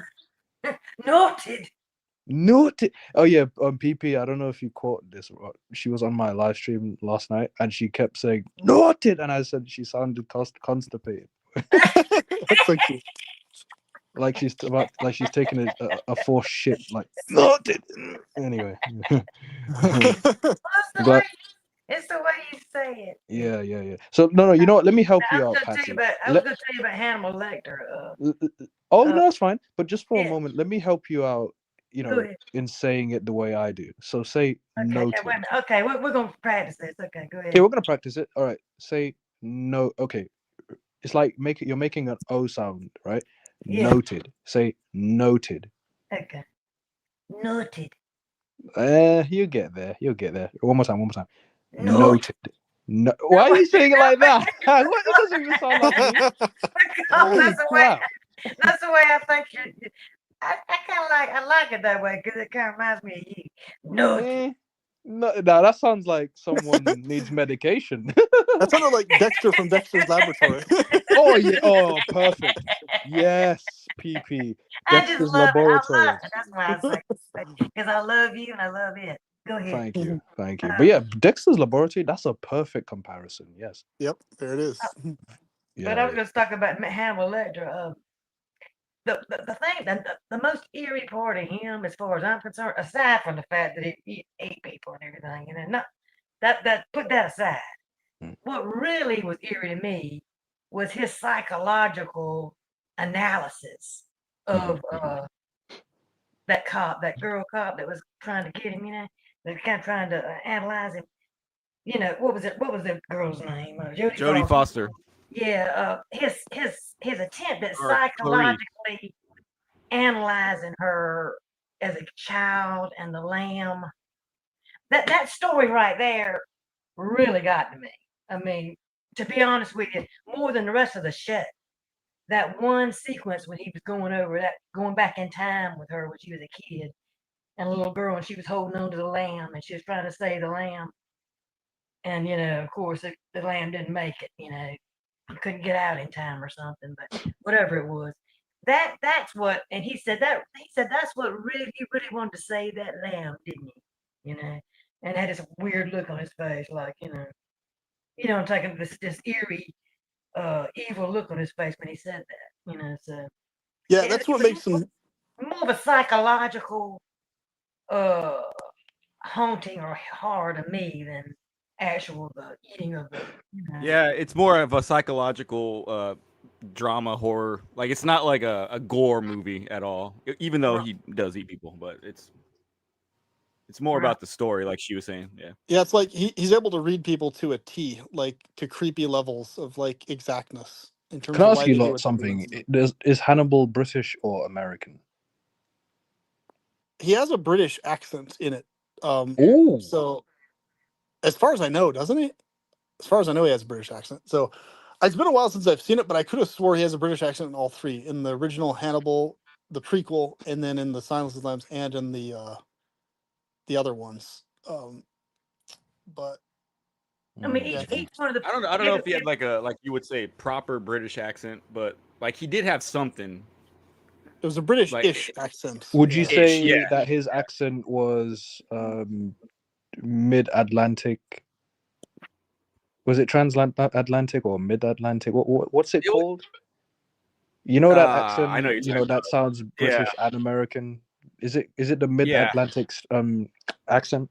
Would you say he had that? I can't think of the name, but yeah. Is either I don't know if transatlantic it or was that, mid-Atlantic? but Let me look it it up. was definitely like it wasn't just a straight American. I don't know. It's been a while since I've seen the movie too, but he spoke very eloquently. That's the best way I can put it. Okay, you So know what? Let me look up. Okay, let me see. Hannibal Lecter accent. Da-da-da-da. Okay, yeah, okay, I was somewhat right. So it says Hannibal Lecter's accent is not consistent, but is often a mixture of British, mid-Atlantic, and even American influences, with variations depending on the actor and portrayal. Cool. So there was some mid-Atlantic in there. yeah, So that's a good description for And sure. the original one is called Hannibal Rising. I just looked it up again. The one with the katana scene. That was my favorite scene in the whole movie. The katana of the like nasty fat guy who was an asshole. Like, so that's what I like about the first one is like he actually kills actual asshole people. He does it in an over the top, really aggressive way, but like he's killing guys that are actual scumbags type Oh, people. okay. Like, so that's what I liked about the first one at least. Hannibal the Cannibal, noted. Jodie Foster made that movie. That I Let didn't me like look. it. Yeah, I yeah, didn't like it. she Jodie Foster. Jodie Yeah, Foster. Yeah, she's a great actress. yeah, Let me look A her lot yeah. of up. good movies. A lot of good movies she was in. I mean, she was perfect for that part. I mean, just I know, right? Like I couldn't think of any other actress that would have fit the role as good as she did. mm-hmm. Yeah, she All killed it. right, Didn't she all get right. an Academy Award for that? I'm not sure. She Yeah, might have. I think she did. I think she did. Yeah, she thanked what's his name? What's the actor's name? Anthony Hopkins. She thanked him when she got up there for her acceptance speech. Wait. You were asking? Sorry, someone mentioned an Academy Award. Yeah. I mean, it says Oscar. she's got some Academy Awards here and there. She's got Best Actress 1992, Best Actress 1989, Best Supporting Actress 2024, and Best Actress 1995. The one in '92 might have been Silence of the Lambs. Yeah, that's The Silence of the Lambs. Yeah. Yeah. Okay. Mm-hmm. But you're referring to an Academy Award for which movie? For that one, Silence of the Lambs. Oh, okay. Yeah, because she Because was. If you watch the movie, She does a really good job in that movie, and Cool. I was pretty sure she got an Oscar for it, but I couldn't Well, wasn't 100%. it was good talking to you all, but I actually have to head out. I will talk to you very soon. All right, PP. Thank you for joining, and you're more than welcome Wow. to come back. Yes, have fun. Yeah, man. And Hey, Patsy. good talking, Oh, brothers. yes. Yep. Yes, Patsy, please feel free to send me an email. I definitely look forward to talking with you. Perpetualpleasurist@gmail.com. And then from there, I'll link you my Telegram so we can do audio chats and stuff outside of YouTube if you want. So, yeah, Oh, that's cool. Ooh. I look forward to it. All right, have a good Well, one. I like the deep thinking situation. I like that. I eat it up. I love it. Very cool. All right. Peace. All right. Now let's Peace. see. Peace indeed.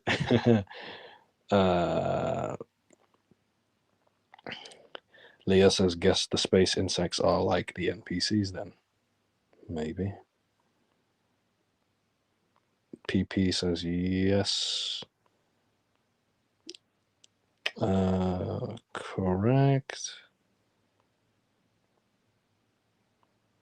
Patsy Klein says, TP, you already know. Noted. Yes. Perpetual Pleasurer says, have a good one, everyone. I have to head out. Head out? Well, au revoir. All right, so now we've got one British person and we've got two Americans. Anyway, over here. I was so tempted to do the fuck yeah. You know that one? America, fuck yeah. We're here to save the motherfucking day, yeah. All right. I don't know how it properly goes, but, nonetheless. So shifted. Sorry, I had to say it like Patsy. Hey, shifted. Yes, I'm here. Yeah. Hey, Sorry, shifted. I had to discipline my cat. Sorry. Oh, okay. You got to discipline. As long as you're not hitting your cat, you're good. Unless you are hitting your cat. Are you hitting your cat? Now I'm picking her up and taking her to her frisky so she can leave me alone. Oh. Her frisky. Friskies, yeah. What's sorry, again, for my ignorance, because I'm not a pet person. It's cat food. Oh. Is it a brand? It's a brand, yeah. Friskies. Friskies, yeah. Been around forever, TP. Been around forever. What'd you say, Patsy? It's been around forever. All right. All right. What'd you say, Patsy? Yeah. It's been around forever. Noted. All right. Hey, Patsy, what are your... Wait, hold on. What are your thoughts on... Just give me a moment. Cowboys. What are your thoughts on Cowboys? I don't have any. You ain't got any? No. Nah. Oh, that baby's gone missing. Oh, no. I know. I'm getting Family Guy flashbacks. You remember that guy who's like, oh, no. You know that guy? No? You guys don't watch Family Guy? No? All right. That's fine. You people. I can't believe you lot didn't watch Family Guy. Huh? Shifted. Did you watch? Oh, yeah, no, it's fine. Let him attend his cats in peace. He'll be back. No, I'm back. Yeah, she's taken care of. So. All right. Are all your cats girls? 2 girls and 3 boys. Oh, okay. Thank God you didn't say 2 girls, 1, you know what. Oh God, don't even say it. You know what I'm thinking, right? Oh yeah, I do. Patsy, do you know what I was thinking? I do. Yeah, I kind of got an idea what you were going to say. I think the animals have more intelligence than that. Nonetheless. Whew. You couldn't pay me to do that video. You couldn't pay me.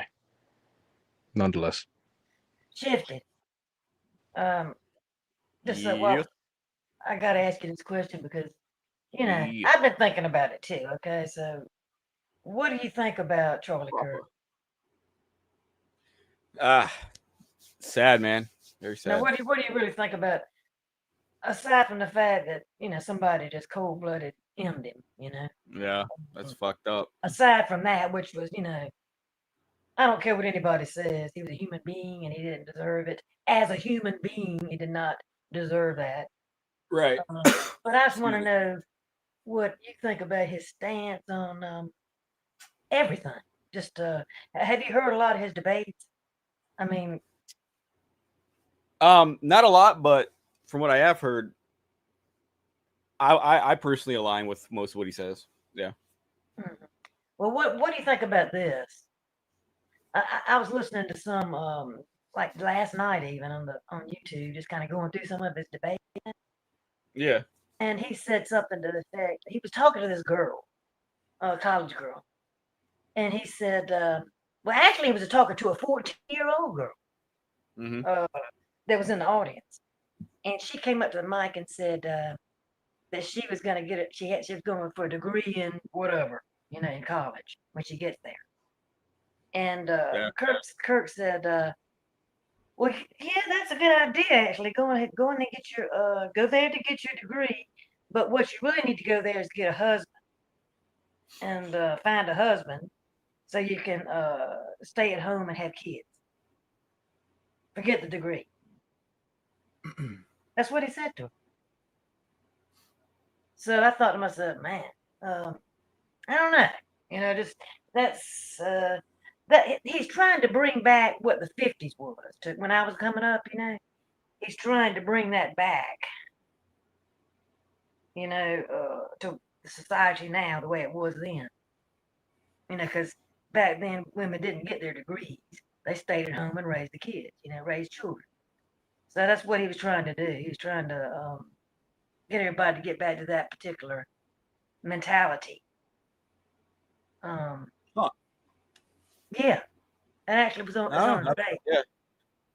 Mm-hmm. I'd have to listen to that. I've never heard that debate or that. He said women want men to take care of them, take care of their financial needs, take care of everything. You know, they just want a man to take care of them. So I will say, like, from his faith perspective and his stance on a lot of political, I agree with most of it, but I wouldn't say like there's no one person that, like, you know, we're gonna 100% agree with on everything. You know, there's always gonna be a gray area or, you know, like certain things. But for him, I liked him because of most of what he said. I would personally align with in terms of the conservative right and his Christian faith and all that. So for all that, for me, that's good. But like, yeah, there might have been a few things that, you know, I would disagree with him on. I'd have to listen to more of his debates. Yeah, you need to look into that. But yeah, that kind of threw me for a loop. I said, yeah. I mean, it's kind of like, I don't know.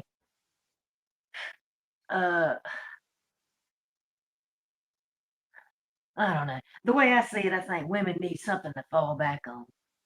You know, because as you know, not all marriages turn out pretty, and they have to split up, and you gotta have something to fall back on to be able to take care of yourself.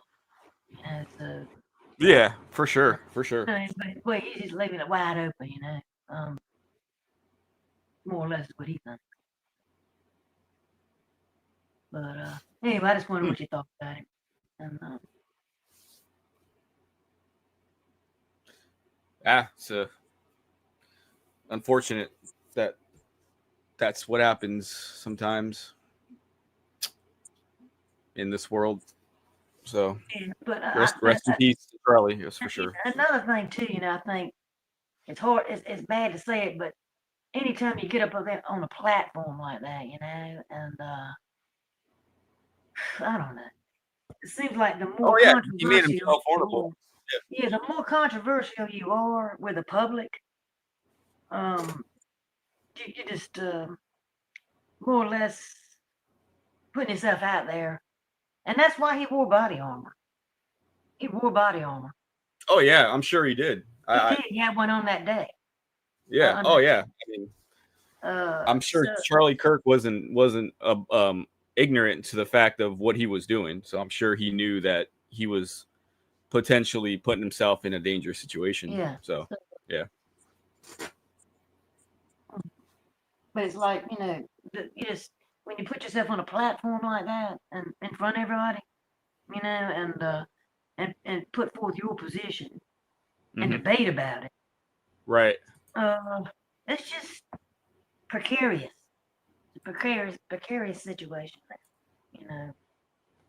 So I don't know. It's almost like, whew, everybody's going to be different. Everybody's going to have different positions on different things, and some of them are blatantly wrong in my eyes too. You know, I mean, some of the things he was against, I was against. But you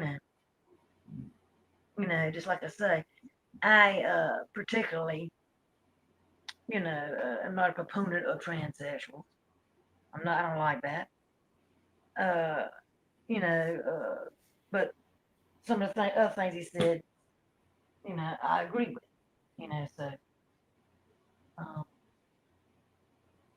Yeah. Either way, he didn't deserve to get what happened, or he didn't deserve what happened to him. That's for sure. But I don't know what's going to happen because now the right thinks the right side, which is where he came from, it feels like they're under attack. You know, and that's going to go back on the left. You know, they're going to reciprocate, and this is not looking good to me. You know, it doesn't look good to me. Yeah, we're there could be some trying times ahead in this country. That's for sure. There's talk of civil war, and I mean, I don't know, but yeah, it's getting crazy out here. We'll just have to see what happens, I suppose. Yeah. Where did TP? You there? Oh, I'm still here. I'm gonna ask you lot a question. Oh, hold on a second. Would you rather be YouTube famous or TikTok famous? I don't have TikTok, so I'm gonna say. What about you, Shifted? Would you rather be YouTube famous or TikTok famous? Probably YouTube, I guess. Okay. I don't have a TikTok, so. All right, cool. I would rather be YouTube famous. I'm not really much of a fan of TikTok. Too many narcissists. I think TikTok is kind of flipping, isn't it? Isn't TikTok kind of like kids jumping around and on screen and stuff? That used to be the case, from my observation. Nonetheless, not as serious. When it first came out, that was like what kids were doing. They were like filming themselves. Okay, it's not like that stupid, anymore. for lack of a better word. It's not like that anymore. It progressed into something way more than that. Okay. That's good.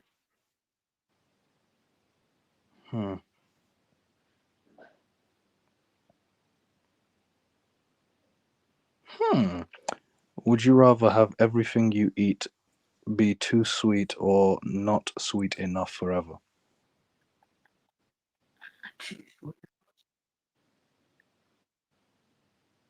Huh? Forever. It says, would you rather have everything you eat be too sweet or not sweet enough forever? Which one?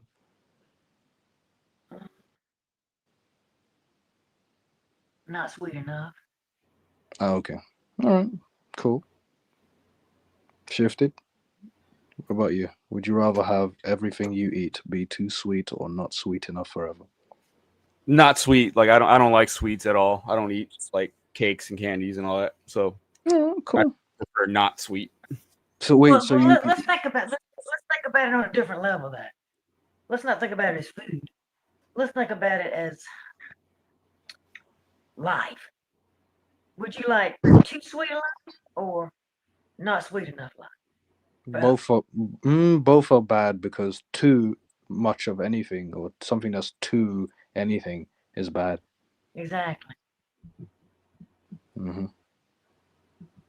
But if something's not sweet enough, that's fine because it can be salty instead. I'm fine with that.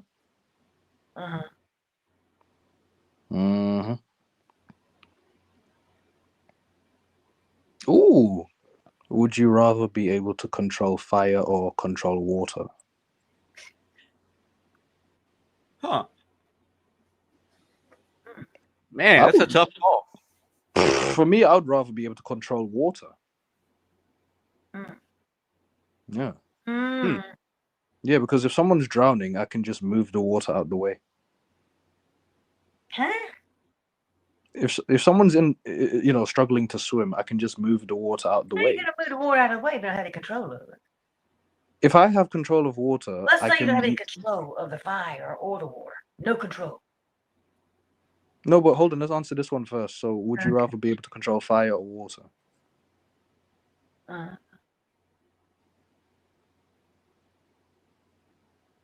I don't definitely know. water. Definitely Rough. water.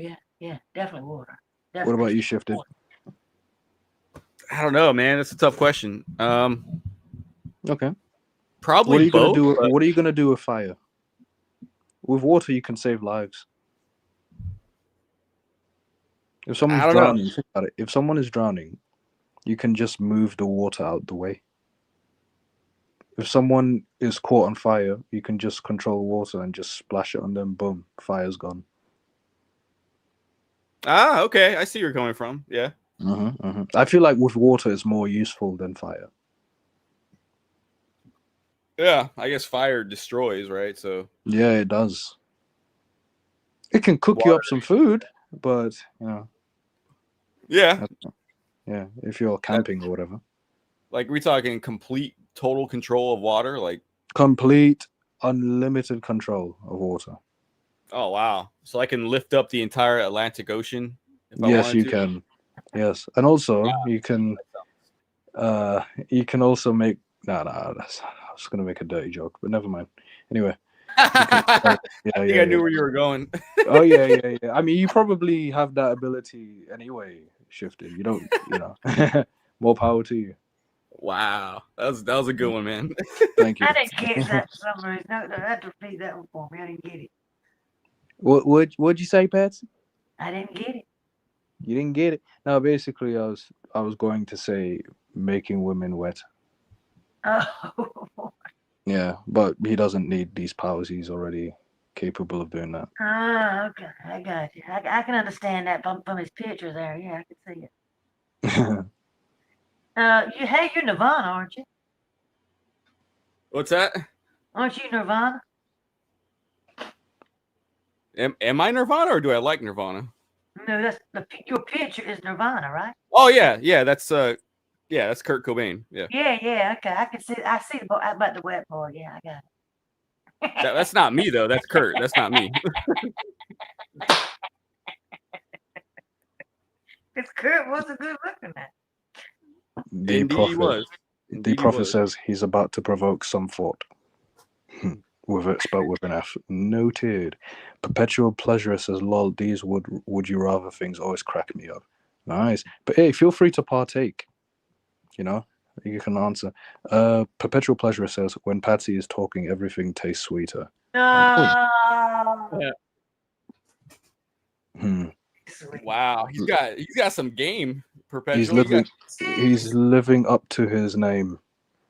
He is. My goodness. Mhm. Wow. That's He want that Southern Belle pie. No, I'm kidding. I'm kicking. Oh, we move on. Anyway. Oh, jeez. Is he still here? I thought he left. Yeah, the panel, but yeah, I thought he. Oh, okay. Excuse me. Anyway, Bless you. thank you. Oh, you should hear. Good God, dude. That sounded like you went through a mini heart attack there, dude. You should hear my dad sneeze. Oh, it would break a house down. Wow. Uh-huh. His sneezing is just, whew, it's powerful. Mm-hmm. Nonetheless, careful, perpetual pleasures. You don't want diabetes. No, I'm just joking. You get it? Because, too sweet. Anyway. Diabetes, yeah. Yeah. Hey, Patsy, have you ever made pie before? Oh, yes. What kind of pie? Oh gosh. No, I mean actual pie. I swear to God. I know I'm talking about. Yeah. Rhubarb pie. Apple pie, peach pie. Have you made pumpkin rhubarb pie? Pecan pie. Pecan pie? No rhubarb. Have I you just made told you rhubarb pie? No, I never heard of it. You never heard of rhubarb pie? No, pumpkin, pecan, apple, and peach. All right. No, apple. Did I say apple? Yeah. You said apple, yeah. Hey, Shifty, have you heard of rhubarb pie? Nah, man. You ever heard of rebar pie? Rebarb? What's rebarb, man? Man, your mind is shifted let me tell you elsewhere. about it then. Let me give you a little education. You know, Shifted, when I looked at your picture initially, like the very first time I saw your picture, I thought, was that like some kind of, you know, those dogs, you know, like just in human form, like because of the like I thought that was fair, but that's just a human being with just very long hair. And it's in the, you know what I mean? I thought that, what are those dogs called? I can't explain it. African hound. Huh? African hound. Let me type this up. Askin, spell it for me. No. AFGHAN. Hound. Okay, African hounds. Let me see. Yeah, it looks like these types of dogs. That's what I look at when I somewhat when I yeah. It looks like Chewbacca from a distance. Who is that? Is that meant to be? Did you say Kurt Cobain? Yeah. Yeah. Okay, but yeah, it's just from a distance. It looks like the head part with the hair. It looks like one of those dogs, if that makes sense. You know what I mean? That are just really furry. No offense, of course.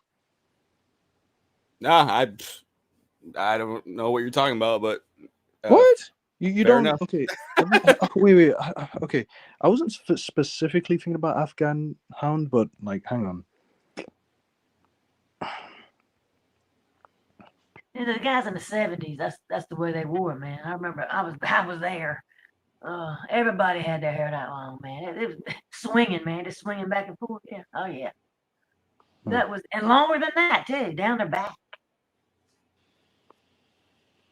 Oh yeah, all the rock bands back then. Yeah. Yeah. Everybody did. I think my dad even did for a minute. Absolutely. What was that? I mean, guys had gorgeous hair, just gorgeous. Yeah, that was the style back then, even through the 80s and early 90s with the Seattle grunge rockers. Mm-hmm. Most guitar players in America, TP, like they wear their hair like that. That's just kind of their style. At least back then. I don't know about now. Now it's maybe a little different now. But yeah. Noted.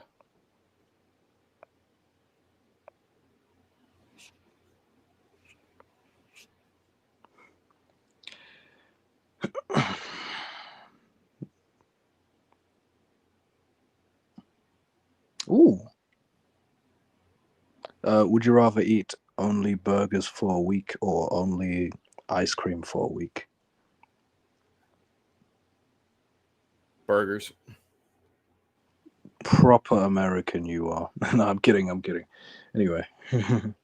I don't eat, like I said, I don't eat sweets, man. So like I don't eat sweet food. Like I don't eat ice cream and any of that stuff. All right. What about you, Patsy? Would you rather eat only burgers for a week or only ice cream for a week?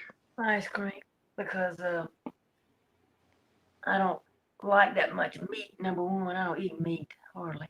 Oh, okay. And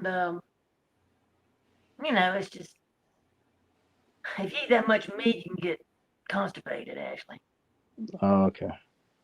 I see. if you want the truth about it, but you know. That's fine. That's fine. So, what you're telling me is that you gradually start to dislike meat. Yeah, well, I did, but I just kind of been thinking about how, I don't know, Okay, that's fine. the cruelty of it all, just Noted. eating mostly. I do eat some fish, seafood, Mm-hmm. and vegetables, but Mm-hmm. I try to stay away from the chicken and the meat. Mm-hmm. Okay. All Yeah. right. Hold on a I second. feel that with the cruelty part. Yep.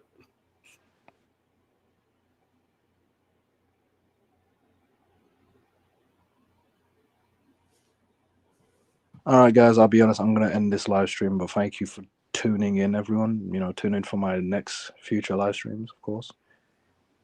All right. All right, buddy. Yeah. Thanks for having us. Thank you. Take care. All the best. All right. You too. Bye.